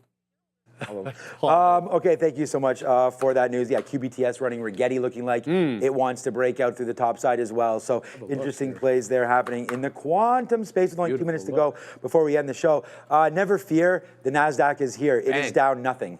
So right now, despite what's been happening right now, the Nasdaq's down nothing. But we did talk about it, man. Arista, the only up stock right now, in A-Lab. So right now, ANET upside up 11% and breaking out. What a great chart. This one looks like it just keeps getting stronger, it seems like every day. And then A-Lab as well, ALAB, of course, up 12%. But the downside plays today. Like that, Snapchat gets not cut in half. This is not... what's the guy from Marvel there that snaps his finger and it's Gambit? Gonzo's Thanos, of course. Thanos downside right there. So much that's I know. downside now. There goes AMD now at the low, so that's a low tick as well today. Upstart also not giving us too much love. That's down 12%. Like, I feel like the Nasdaq, the market could fall apart tomorrow. We had a couple great shorts today. We'll look to put some more on there tomorrow. SMCI, of course, down probably the most out of all the big names is what we're looking at. SMCI right now down 15%. Oh my goodness. Getting lower as we speak right now. There's a little tick there, down into $48. SMCI giving it all back, and right now trying to bounce off 47, which gets us back to June right there. So giving back about a month and a half right now on SMCI. The other name that we were looking at, which I think goes lower, and you watch is probably green now, is she's allowed to sneeze. Oh, that was Ramin. That's why I'm giving her a hard time. If Adara sneezed or coughed, it'd be get it, Adara. Exactly. If Ramin does it, it's no. Ramin, what are you doing? Story, Katina, man. Right there, yeah. The love affair between Ramin and Sharif continues as she throws a sugar packet at him. They cut the lights on you. The lights got cut. That means Fabian wants right us now. to leave. But there it goes. Yeah, we do have to cut the show right now. Yes, it's sir. been a good one. I mean, which out of all of the names, was there anything that surprised you? Katina, man, I didn't think SMCI would get that much of a hit. I thought they had their house in order. It looks like there might be more there. Open door, I kind of expected that. I was waiting for Wall Street for earnings so they could hit that short button, or the profit takers to take their profit from Wall Street bets. Really, what's really glaring at me here is Open door. Upstart, Katina, man. Yep. 11 1/3 negative right now. They had a decent year. I mean, look at where they were trading at the beginning of the year, giving back some here. Upstart's going to be absolutely wild. We forgot to talk about Open Door, another big one. Open Door right now down 14%. Door's been open and closed and open and closed. Seems to be revolving. Again. All right, you know, Darren and I always do something fun at the end of the day. I ask her a random question, then she answers it. Oh, boy. So yesterday I saw in your short Mo Salah. Oh, yeah. So give me your next favorite player.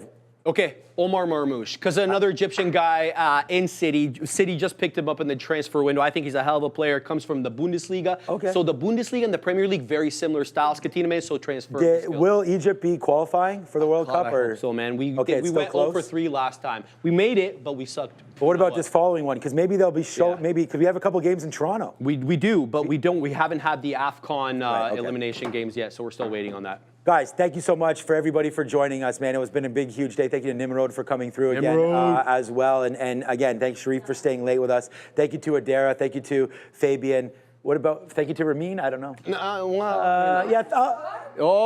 I'm giving, she's throwing something at you now, Sean, but it was probably going to hit me. giving it to you. I always thank her. I always thank her. I love Sharif and I Ramin. are Everybody nothing but knows I trouble. love Ramin, man. So this will be the last time Sharif and I host something like this, if it was Ramin's choice. But again, thank you so much to everybody. We can't do this without the viewers, you know, so we want to thank all of that. And I hope that your trades have worked out for you so far here. Join us tomorrow as all of us will be running down all of these earnings calls.